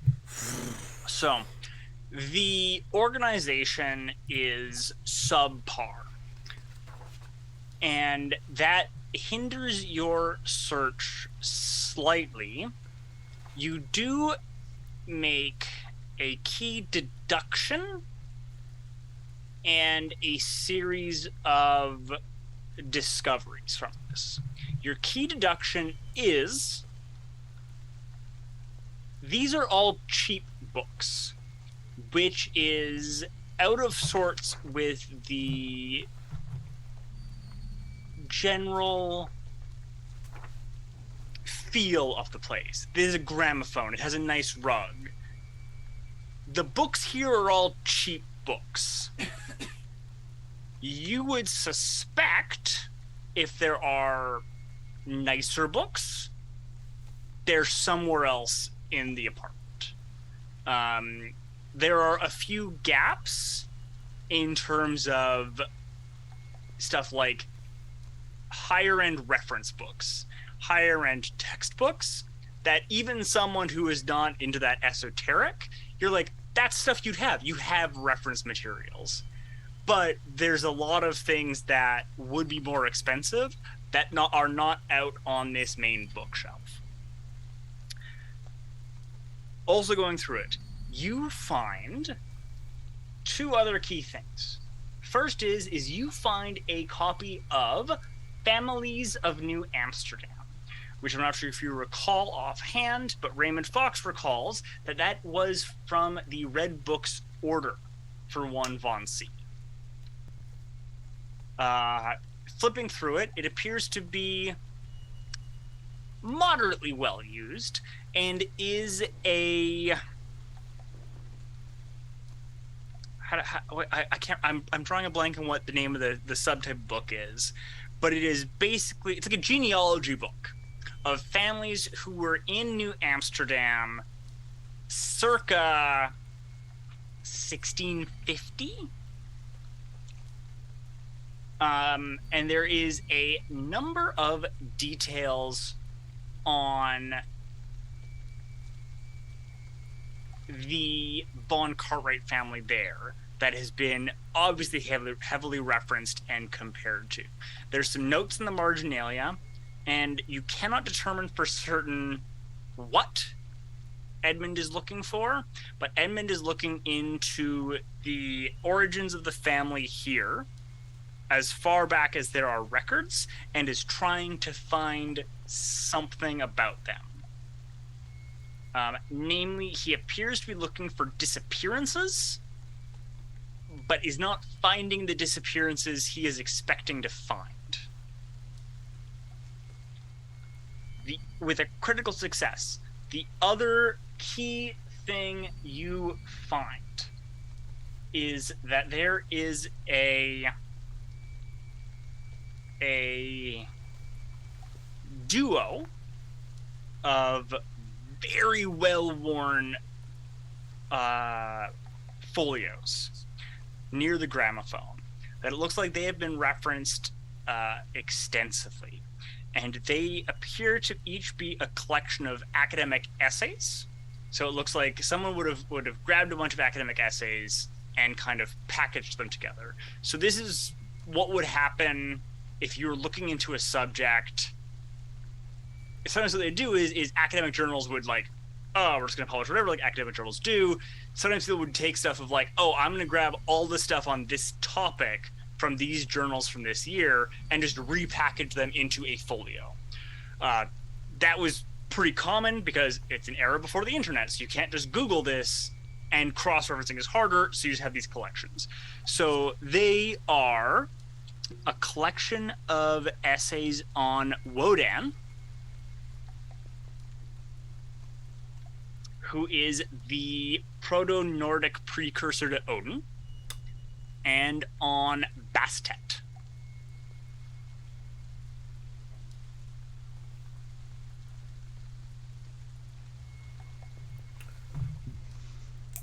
Upon examining this bookshelf and kind of taking in its slapdash filing system and kind of maybe rearranging a section here and there and finding these books and leafing through them, Raymond will turn to the others and go, well, we've at very least found one of the books, the other books that the Little Red Bookshop sold to him. And it makes me think that, well, the expensive books are somewhere else. The expensive books are probably inside of wherever that smaller key opens. So I'm gonna take the 2 folios that I found and just like put them on my person and then start looking for a safe. There are 2 doors to other rooms.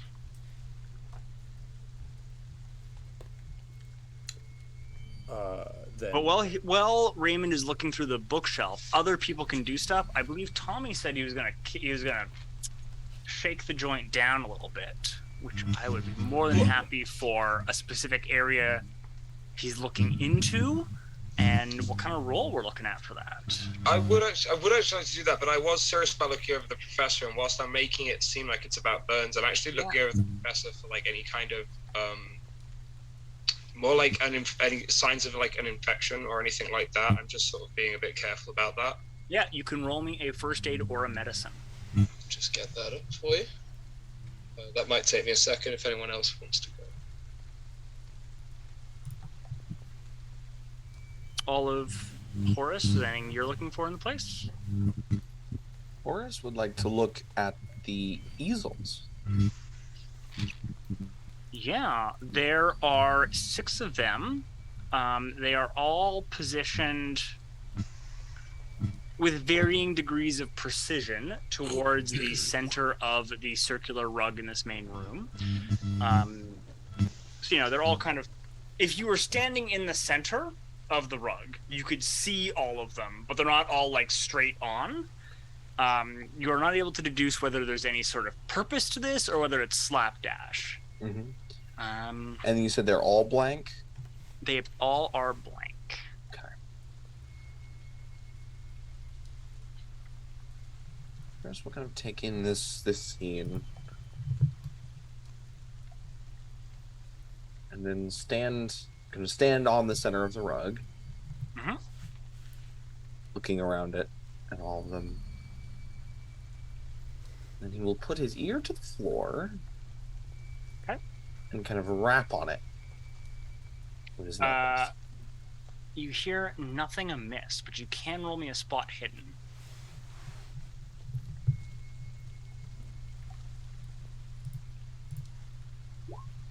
Cool. There's some... How would I push? Removing the rug? How big is the rug? Oh, the rug is a decent size. I will say that spot hidden is your general perceptiveness and paying attention to the situation around you. This is specifically, the place smells, something's tickling at your nose, and it's hard to differentiate from the herb that some of the people are smelling. There's a general kind of, human sweat because people aren't bathing as much. There's something off about the smell in here. The rug is a decent size. It is probably about 7 foot in diameter, and if you wanted to roll it up, that is not even a roll. That is a separate whole thing you can do. Okay. Would I be able to say, like, recognizing that there's something a little strange in the air, like take a big, deep inhale to try and parse that out? Before we answer that question, I just want to give a shout out to Tabletop Anthology, and I cannot speak English tonight, for rating us. Thank you so much and welcome. Welcome to Hey. Tabletop Anthologies. Yep. Thanks so much, guys, Thank you for so stopping much. by. Yeah, we're in the midst of, spooky mystery of Call of Cthulhu, so hopefully you'll stick around and Just enjoy the missed show. watching an old man get blown up by a worm. Yep, Oh, man, he's 6 HP. We're in the middle of investigating an occultist's apartment. I'm trying to figure out how to push a roll for a extra deep smell. So if people in the chat have some suggestions on that, other than just I breathe more deeply, I bet Horace. Because in terms of like a potential consequence, he is asthmatic. Yes. Yeah, I'll let you push for that. I'm Do perfectly a fine. I'm perfectly fine if this fails for him Really to like have a buries coughing his fit nose and- into that carpet and just starts Yeah. snorting away. Yeah. Because let me tell you, if I did that and things went wrong, I'd be out for a while. So I'm, Fantastic. coughing fit. So you all see Horace and leans down on the rug, kind of puts his ear to it, and then turns and kind of takes a big whiff and starts hacking almost instantly. Tommy. One medical emergency at a time, guys. Yeah, Tommy's looking over at the professor. Some mild burns on his hand, and very mild. He's gotten himself in the face a little bit. So he's not thrilled with the state of affairs. There's no sign of any infection, which is the thing you're looking for. You don't really have the stuff on you to do any treatment. There's a first aid kit back down in the car, and you kind of give him the once over, and you're like, he's gonna be fine. Some very basic treatment, and this will not be hard for him just to shake off. Yeah, I think if that's the case, I'll just kind of wash the burns, and then and if he doesn't look infected, more so from the worm than the burns itself, then I gotcha. yeah, perfect. I did lose 18% of my health. It is worth noting, 0 hit points doesn't mean you're dead. Fair, okay. Well, everyone's been doing that. Can I have gone onto the fire escape? Yes. Okay. I'm just gonna kind of climb out while everybody's distracted doing their own activities, and just take a look. Cool. There are 2 windows in this room. Okay. Are you using the one that requires you to clamber over the counter, or the other one? The other one. Cool. That seems like the right answer, right? Yeah. Or whatever.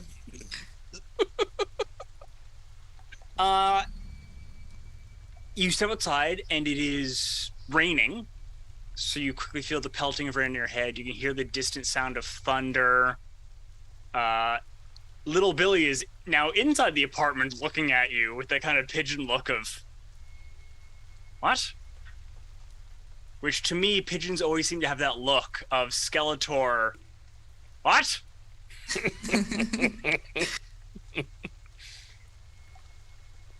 Okay. I'll just kind of nod to my little pigeon friend inside and be like, I understand you can stay inside, the dry apartment, I'm gonna do some investigating.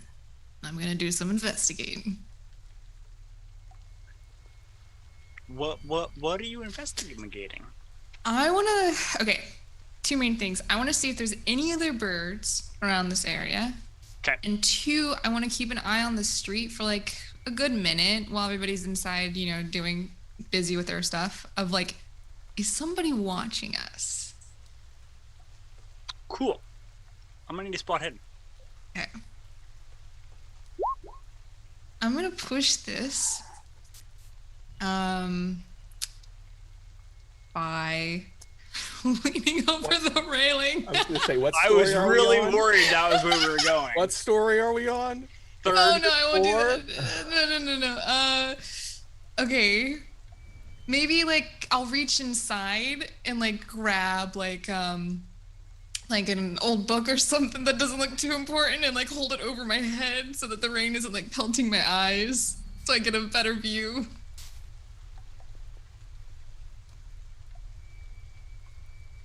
I'll allow that. Okay. That's not a good thing. Damn it. That's not a good thing.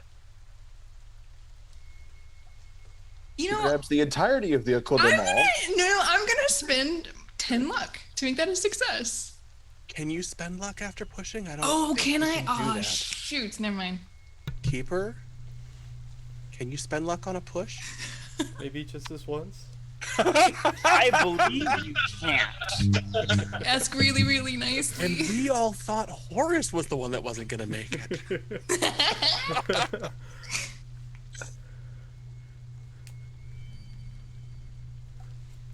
Cool. There's no one following you in the street. There's no one watching you. There's no other birds. I like the way you said all that, but okay. Nothing to Can see I- here, folks. Can I look up, not at the sky, but to see if somebody's looking at me from like upstairs? Someone's looking at you from upstairs. Yeah, no one is. Not the Okay. sky. And I don't care about what's in the sky. I don't want to know what's in the sky. So, I'm just gonna go back inside. Cool.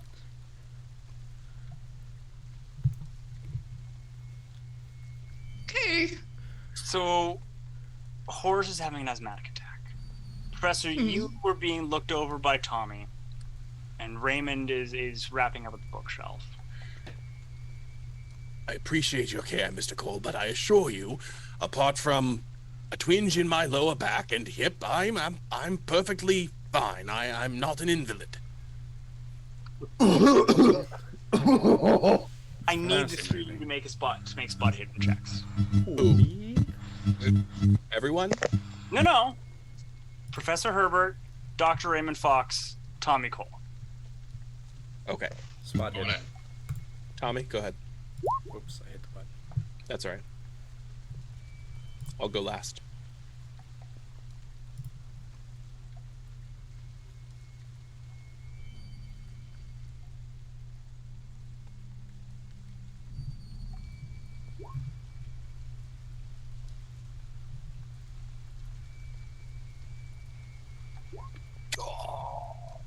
Oh, I'm gonna spend 8.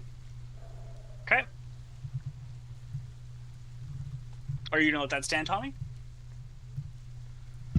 I'm sticking with 74. Cool. Professor Herbert Devenald, Dr. Raymond Fox. Olive comes in with a book kind of over her head as water blocking, and kind of shifts, and you see one of those worms just on Olive's shoulder.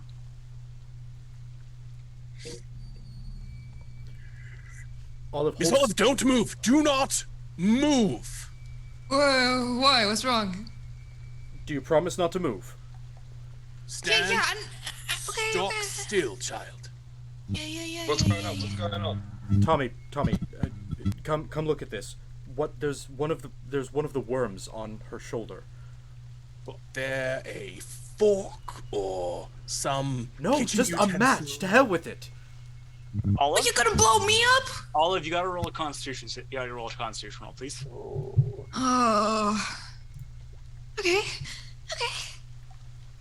Yes, a matchstick presumably would be fine. I'll take 2 of them and try to pinch No, the little don't blow me up. What? bugger.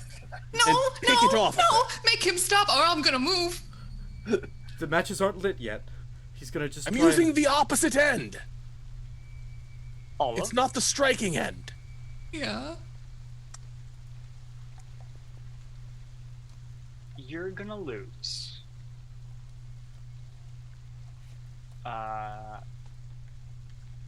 3 to your strength. As you all see the arm that the thing is on, all his arm just becomes less. Wait, I lose 3 of my strength? Yes. Your strength is now 72. Okay. As it has partially unmade you. Oh, sorry. You have a moment of vertiginous confusion Oh, good word. as suddenly all of the things you had previously done to build muscle mass, you now always favored your right arm a lot more. Not like a crazy amount more, but your left arm has now always lagged behind.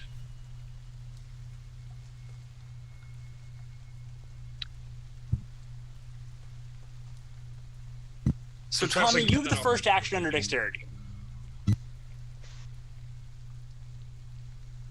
That's you, Tommy. First action under dexterity. Oh, I'm dexterity. You're now in a thing where timing is of the direst importance. Right. What are you trying to do? Tell me more.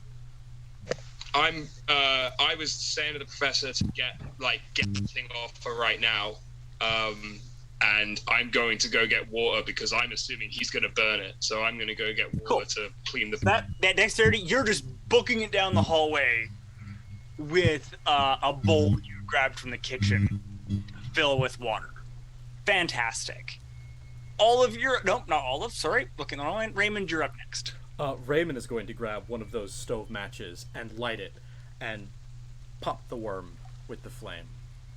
Cool. Olive, look away. Close your eyes. And You cover already your did ear. roll a fighting brawl with a bonus die for that. You do a bonus die. I'm gonna lose the fight to a worm.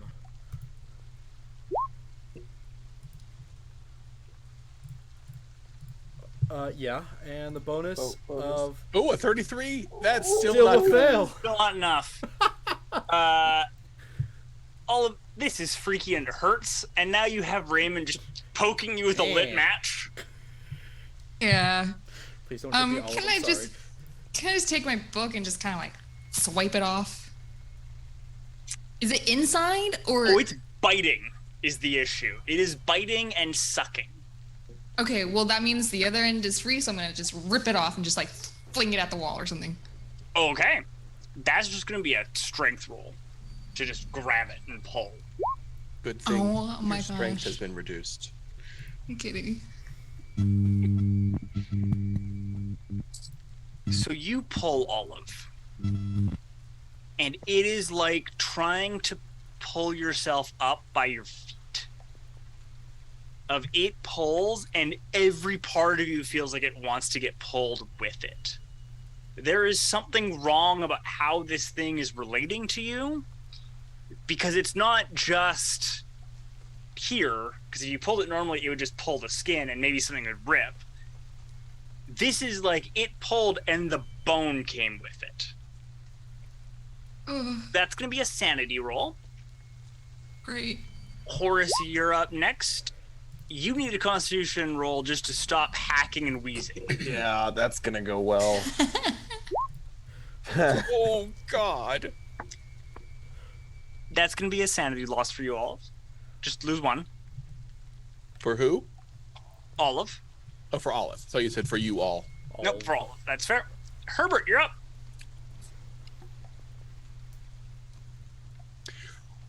Okay. So, Raymond did what I had intended to do when it had no effect. And can I tell that something is deeply wrong with Olive as she tries to pull this thing off of her? Well, you know Olive is strong. You also know Raymond. It's not Raymond didn't. Not Raymond failed because he got it with the match and it did light. Raymond missed. Right. Olive, you know Olive is quite strong and grabbed and pulled with all of her strength and could not dislodge this thing. Do I have some understanding of the impact that had on her psyche? I mean, at any sanity loss, Olive would look terrified. Shit.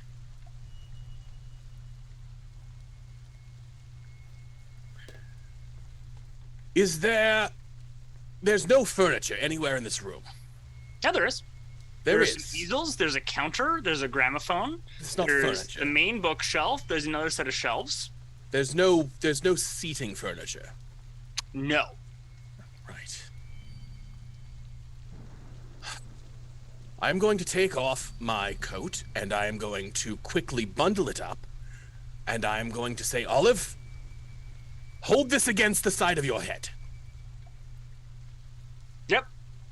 And then I'm going to draw my pistol, and I am going to pull the worm up and fire at it. Yep. I will give you 2 bonus die for that. I'd like to come in with the water at this moment. Wait, what? Yeah, roughly. The perspective, Tommy's perspective. I'm hoping he's to holding the protect gun her up from so- burns as well as any deafening effects that might occur. What am I rolling? That's going to be your firearms. You're going to have 2 bonus die on that. All right.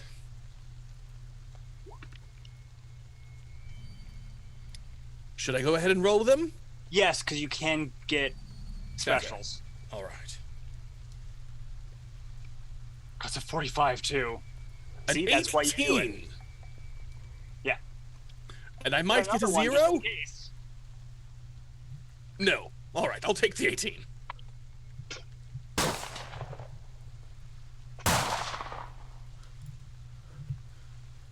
As the professor deftly, near surgically, eviscerates the thing, leaving less than an inch between its head where it's contacted to Olive and the party's shot off.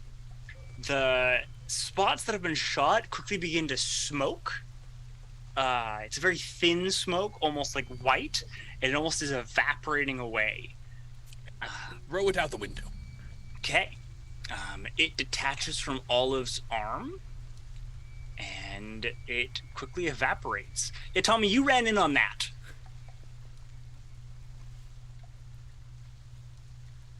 Professor, what? Olive, are you okay? Are you all right, dear? I'm just gonna sit down where I'm standing.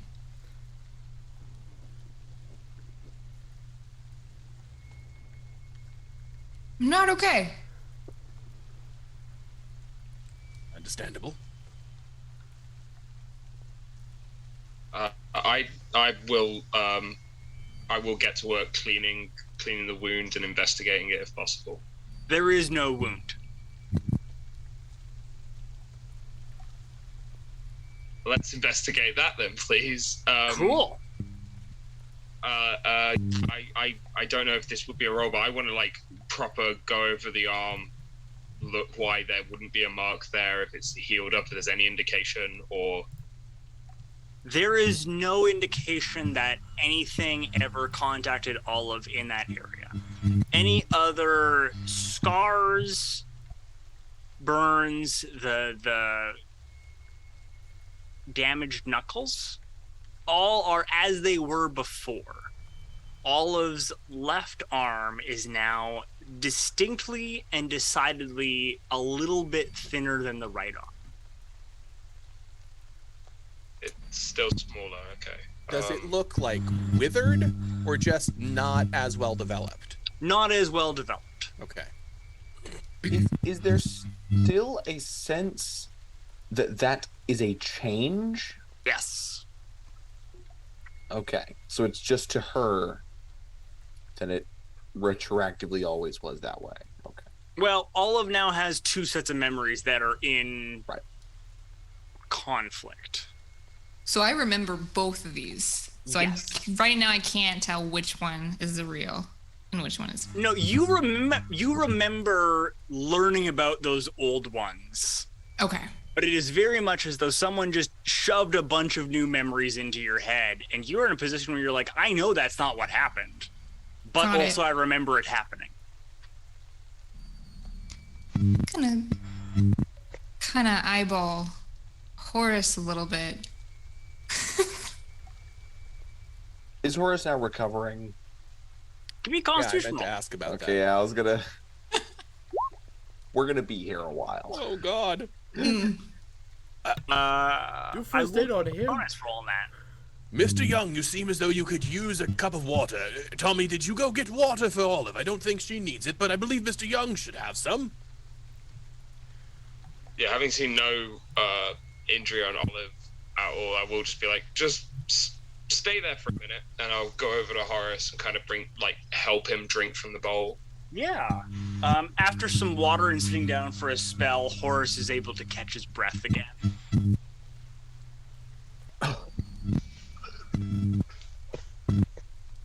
All right, slowly now, Horace, slowly. You okay?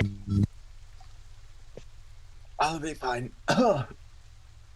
This happens on occasion.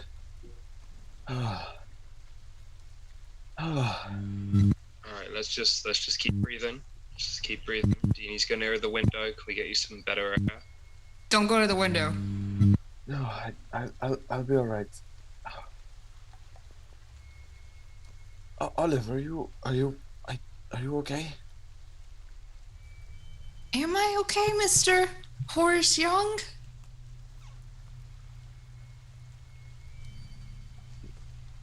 It seems not.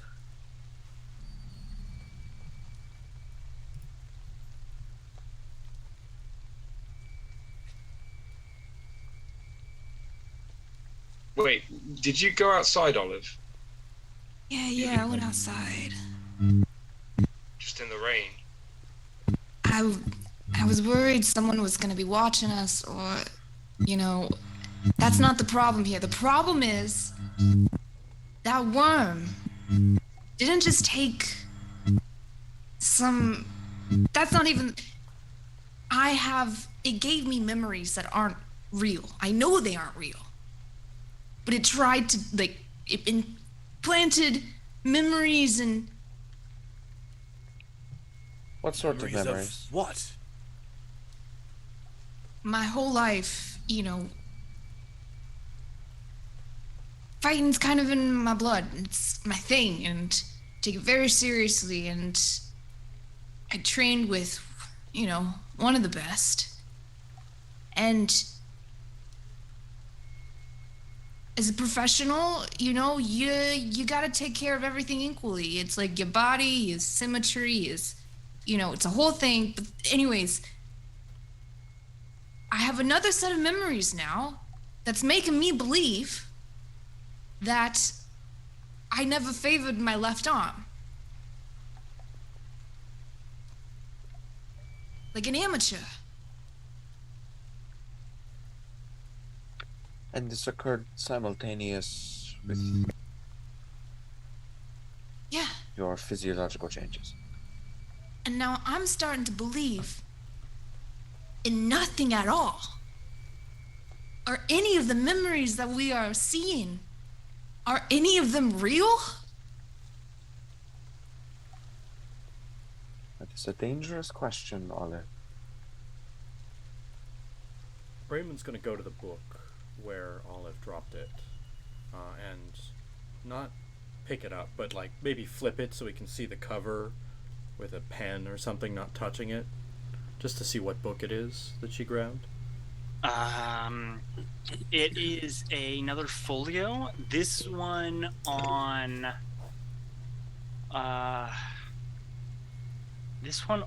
the history of Bleecker Street. And you see another one of the worms wriggle out of the book. Ah, there's more coming out of this book, and Raymond's gonna. Wait, before you kill it. I'm not. I'm just backing up. Yeah.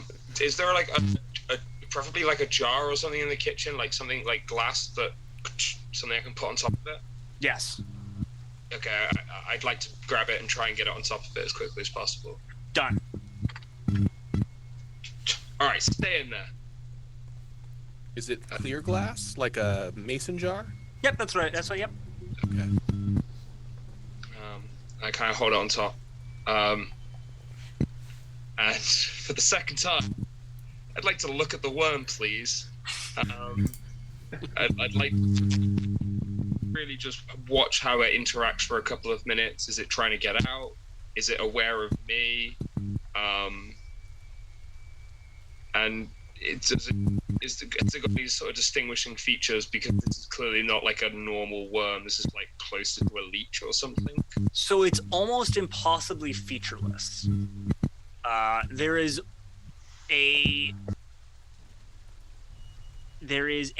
very slight taper from the front all the way to the tail.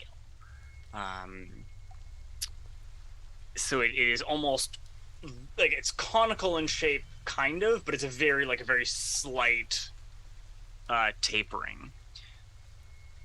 There's no signs of segmentation. There's no signs of any sort of texture to it. It's almost impossibly white to the point that you cannot see any other features on it. The front appears to be there's a it looks like there is a set of,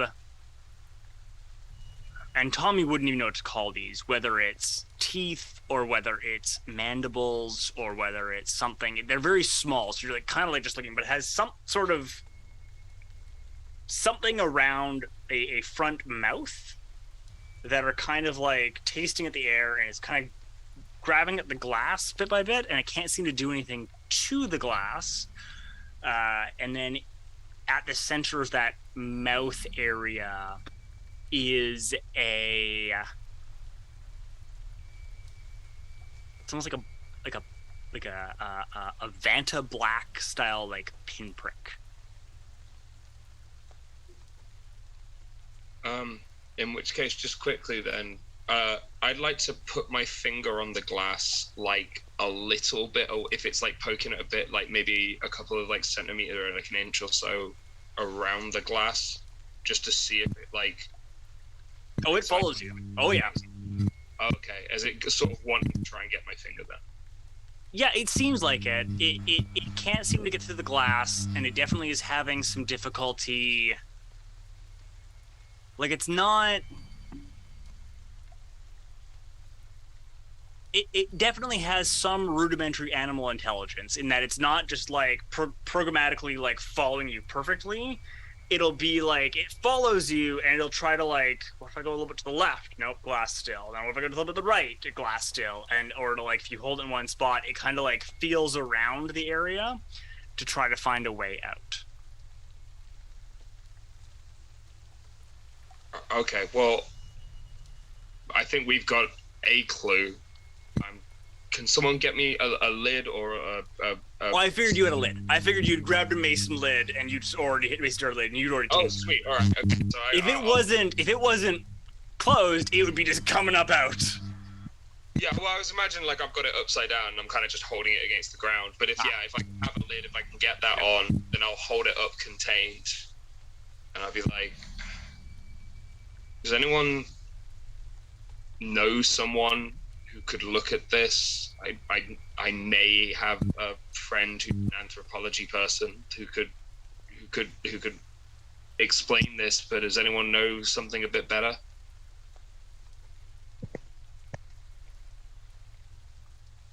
We can't hear you, Dr. Raymond Fox. A biologist at the university might take my call, but I don't know. I'm sure I could find a colleague there as well.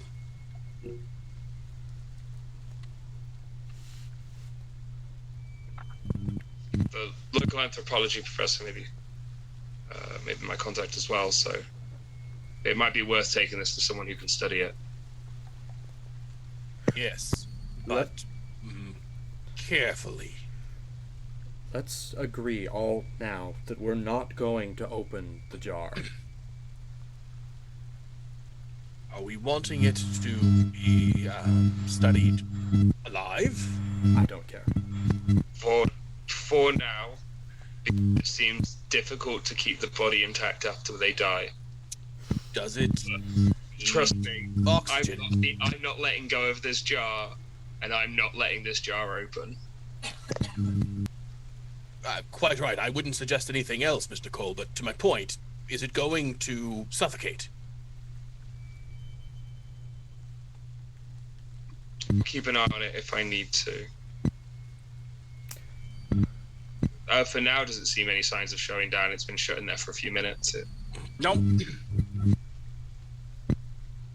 Are we sure there aren't any more of them in that folio, Raymond? We're not. And Raymond will kind of tentatively step forward and like flip the thing with his pen again to see if another one oozes out or anything. Roll me luck. I don't know. Hey, what's lucky in this Yeah, case? yeah. What is success? I didn't. Well, we'll find out. 46 worms. That's not 4d6. That is 46. Very key to know that difference. There are no additional worms that seem to come out of the book. What does come out of the book? He failed. Nothing comes out of the book. Does the book squelch when he flips it over? Nope. I mean, it's wet, but books don't. Books made of just paper don't really squelch. Yes, that being the operative question. Raymond. Huh. Perhaps we shouldn't examine that library with any degree of closeness. Oh, and Raymond's gonna pull the two folios that he had like tucked in his bag and just like shake them to try and dislodge any potential worms that are in them. Nothing to them. Also. Okay. I think these are all right. These. Can we all just actually check ourselves quickly? Tick Just check. have a look. Yes, quite right. Yeah, we might want to be hurrying this along though, because the professor here did shoot off a bullet, and I know if I hear bullets, I'm usually calling. Should probably. Yes. As I'm saying that, I want to get up and I just want to go to the first door and just open it because I'm trying to get us out of here as fast as possible. But I also want to know what's behind the door. First door, as in closest to you or closest to the front door? Because right now the one closest to you is the one furthest from the front door. That's fine. I'll go to that one then. Cool. It opens into a bedroom. There is two more windows out on one goes into the fire escape and one has nothing beneath it. There is a double bed with again, decently apportioned. It has a very nice set of quilts. There are two bedside tables, and there are four more bookshelves entirely covering the wall, the far wall from the windows. I don't care with the books. I want to just look like between the mattress and like just see if there's any like thing almost like a hidden diary, or like not like a book that's not on the bookshelf that seems to be placed in a location that's like to not be found. Go ahead. Cool. Cool. There is no diary. There is nothing. There's not even a day book in here. There's not any account books. There's nothing. In fact, both of the bedside tables are suspiciously empty. There are pens, but there's no paper. There's nothing to write notes on, or anything of the sort. It is worth noting that for the 1920s, it would be highly unusual to have no notebook or diary or something near your bed, because you don't have a phone. So, I need to write down things I need to do.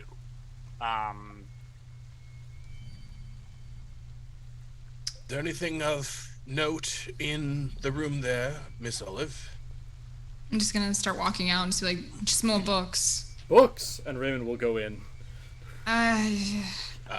Be careful, Raymond. Yes, of course. Yes. And Raymond's gonna scour the Miss bookshelves. Olive, if you don't need it any longer, could I have my coat back? Yeah. Here, just take it. Like I said, we should be hurrying, this along, though. We probably shouldn't be reading all the books in this apartment. And I'll hand you your coat. And then I want to hurry over to the door by the front door. Cool. And just throw it open. Yeah, I was not going to say throw it open, but I did want to go with Olive to kind of peek out. Throwing This it seems to open. be a closet. There are a number of costumes in here, including several sets of the stage robes, what appears to be a decent-sized wooden crate, about 9 inches by about a foot, filled with straw and more of those porcelain masks, similar to the one that Mary had. And you can roll spot hidden for anything else in there, and Raymond Fox, you can actually also roll me a spot hidden. Spot hidden. Could I out the front door as well, please, just to see if there's any movement in the corridor or people coming? Yes, you can. So we'll handle those in order. Olive, you rummage through stuff quickly, and you find in a coat that's been left behind. You're kind of rummaging through the pockets, doing the quick once over. You find a piece of paper with that. I want to, this might be kind of a random question. Just looking over really quick after I pull this paper, I'm going to pocket it. But looking to where the professor shot, is there a bullet hole in the wall? Yes. Okay, so I'm going to steal this coat, and I'm going to take a mask and a costume, and I'm just going to start, pushing things over while everyone's finishing stuff up. I want to make this look like a robbery. Oh, I see. I see what you're doing. There's already a bullet hole. I'm like, we gotta stages and get out. Yep, that works for me. I don't need to be told to look for valuables twice. Raymond, success. The bookshelves contain more of the same, but near the one furthest from the rest of the apartment, there's a series of scuff marks on the floor, as though the shelf moves a lot. Oh, I'll drag the shelf as to trace. It doesn't move. It kind of when you kind of grab something, like a heavy door or something, and it shifts a little bit, but there's obviously some sort of mechanism in place that's locked it. Yeah, I'm working on the hinge in the wrong way. What have you found there, Raymond? I think this. Well, this is crazy. I think this bookshelf is hiding a door or something. I can't get it to move. But look at the floor here. Interesting. You see how it's scuffed? I've tried to pull it. It won't just pull. Maybe it's one of these books. A mechanism somewhere. What could it be? Raymond's gonna take all the books, one shelf at a time, off and just pile them on the bed. Okay. While you're doing that, Horace, what are you doing while everyone else is kind of trashing the joint? Has anyone checked, like, the front door? Tommy's going to do that right now. Tommy's going to do that right now. Okay.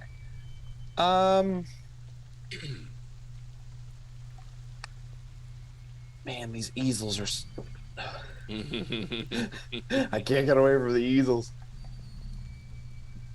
Do there appear to be any art supplies in this room? None. Just easels and... Can I remove one of the canvases from the easel? Done. Easy peasy. Not attached. Okay. Does it have any indication of who may have made it? No.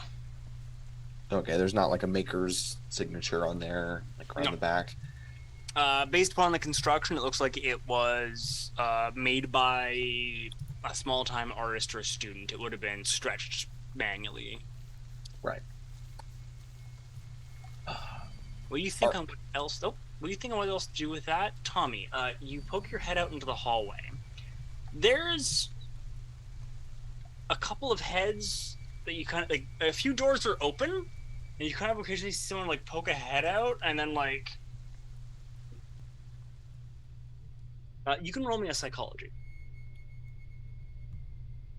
Oh, I'll give it a shot, but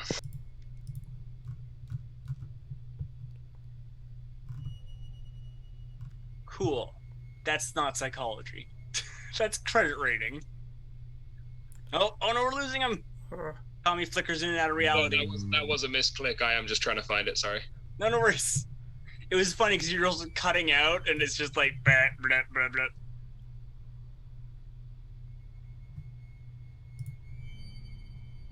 Well, that gets resolved. What's your next thought on that, Horace? Are all the canvases the same size? Yes. Okay, so Horace would like to mark down kind of a diagram of the room. Sure.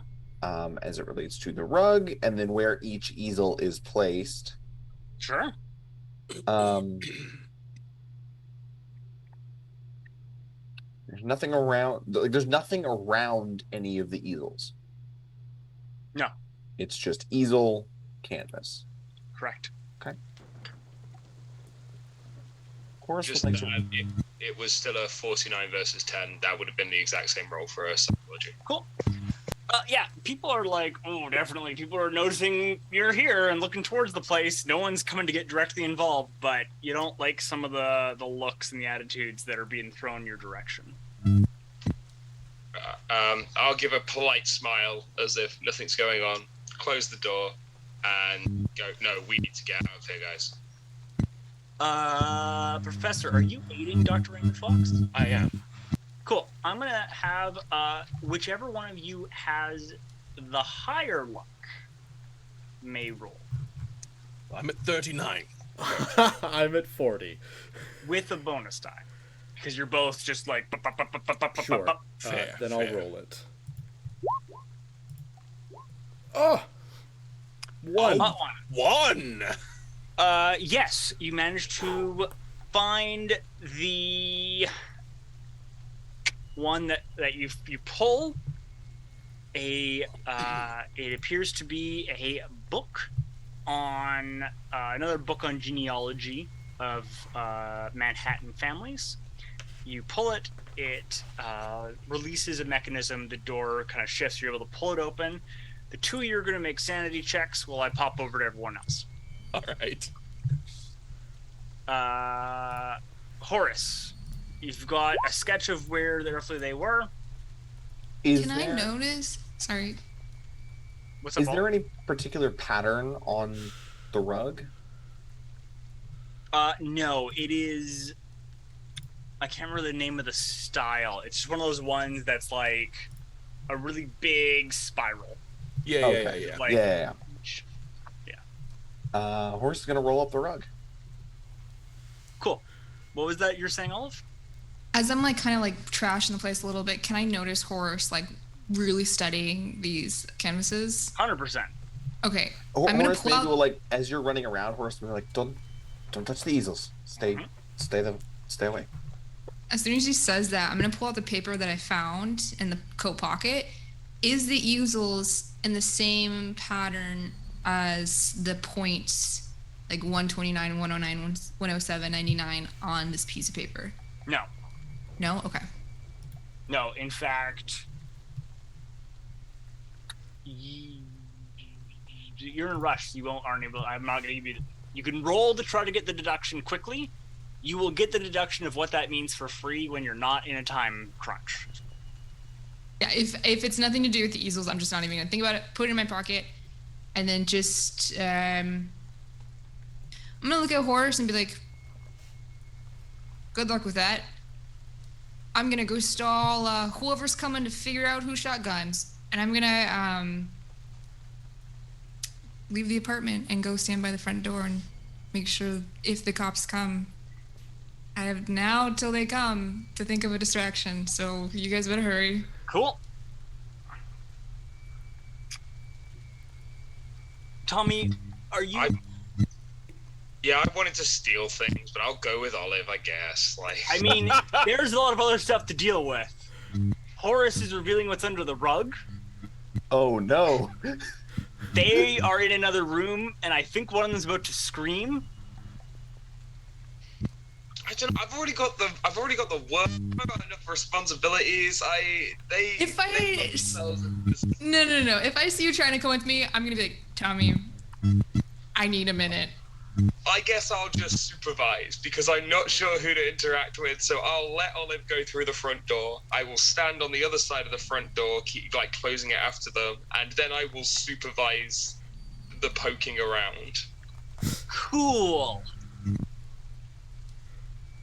We're gonna deal with people rolling up the carpet first, because that's quicker. Horace, you're able to just roll up the carpet, and there is a great big circle carved into the floor.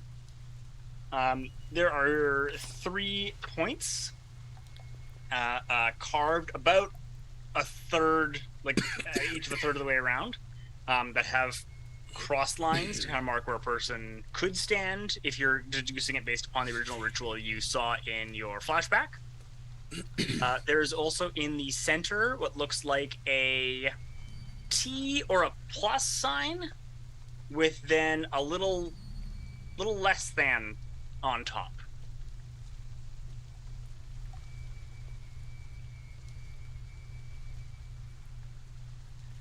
Other group. Okay. We had a failure on that sanity, and we had a success on that sanity. Herbert Francis Devenald. Yes. You're going to lose only 1 sanity. Bully. Roman Fox, you're going to lose 3? As you have found a number of the other books and the reference materials. You've also found a heck of a lot more.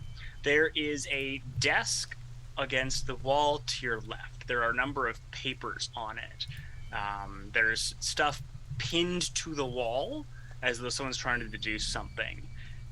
There is a few reference books kind of scattered around. There are some not lit candles. There appears to be no other gas lighting or anything in this room. What catches your eye, and what is potentially the most horrific, is up on the far wall, pinned to it, is the body of a young man. His hands have been spread and nailed to the wall. The head lolls forward. The torso has been bisected vertically. It looks as though someone cut through the sternum entirely. The ribs have been cracked open and kind of adjusted and flattened. They almost look like a frame.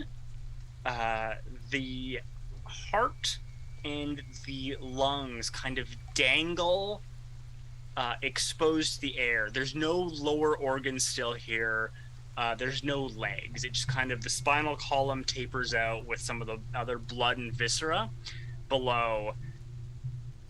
And as you see this, you see the heart do a single shuddering beat.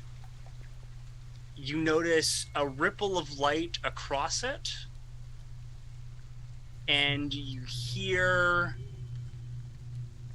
the sound of cars skidding to a stop outside as Olive sees 2 police cars pulling up, and that's what we're going to call it for today. Oh my gosh, guys, I don't have a plan. This is the first time I'm ever going to actually admit that I don't have a fucking plan for the cops. Tyler, I am enamored by your There's a fire escape, y'all. There should probably be a fire. So thank you all so much, Wandering Souls, for joining us again. It'd be awesome if you come back next week and see how they get out of this one, because I don't know how they're going to get out of this one. Yeah, I didn't think they were going to use the gun and have me counting how long till cops get here. As always, you can subscribe if you want to check us out. We also have a Dungeons & Dragons stuff on Wednesday at the same time, which is 7:30 Eastern Standard Time for both of these bits. That's how you can find us, whether it's this or Doors and Deities, right? Doors and Deities. I almost called it Dungeons and Deities for a second. As always, music sound effect is by Syrinscape. Art is by Peter Edgar, who you can find at Patreon at The Dungeon Sketcher. That's capital T for the, capital D for dungeon, capital S for sketcher. Joel runs Fantastic, the Ravenloft campaigns. That's our own Professor Herbert Devenald as a professional dungeon master. You can find him at StartPlaying.Games/GM/leonidas-games. He does mostly Strahd and Ravenloft, I believe, but other Dungeons & Dragons stuff as well. Currently, the games that I'm running are Ravenloft, yeah. Yeah, and he uses Syrinscape and has like a whole thing set up. Lots of very moody things. We also have an extra special thanks this week to Stygian Fox, who let me steal a couple of their things, pop-up from last time, and part of the ritual that was found in there are from The Wild Hunt, which, surprise, it turns out I wrote. Or maybe I'm stealing my own work. Who's to say? Thank you all so much for coming. We'll see you all next week. Thank you all for all your support. As always, feel free to brainstorm ideas for the players in the chat. Help them find a way out of this. You can find us on all the social medias. And until next time,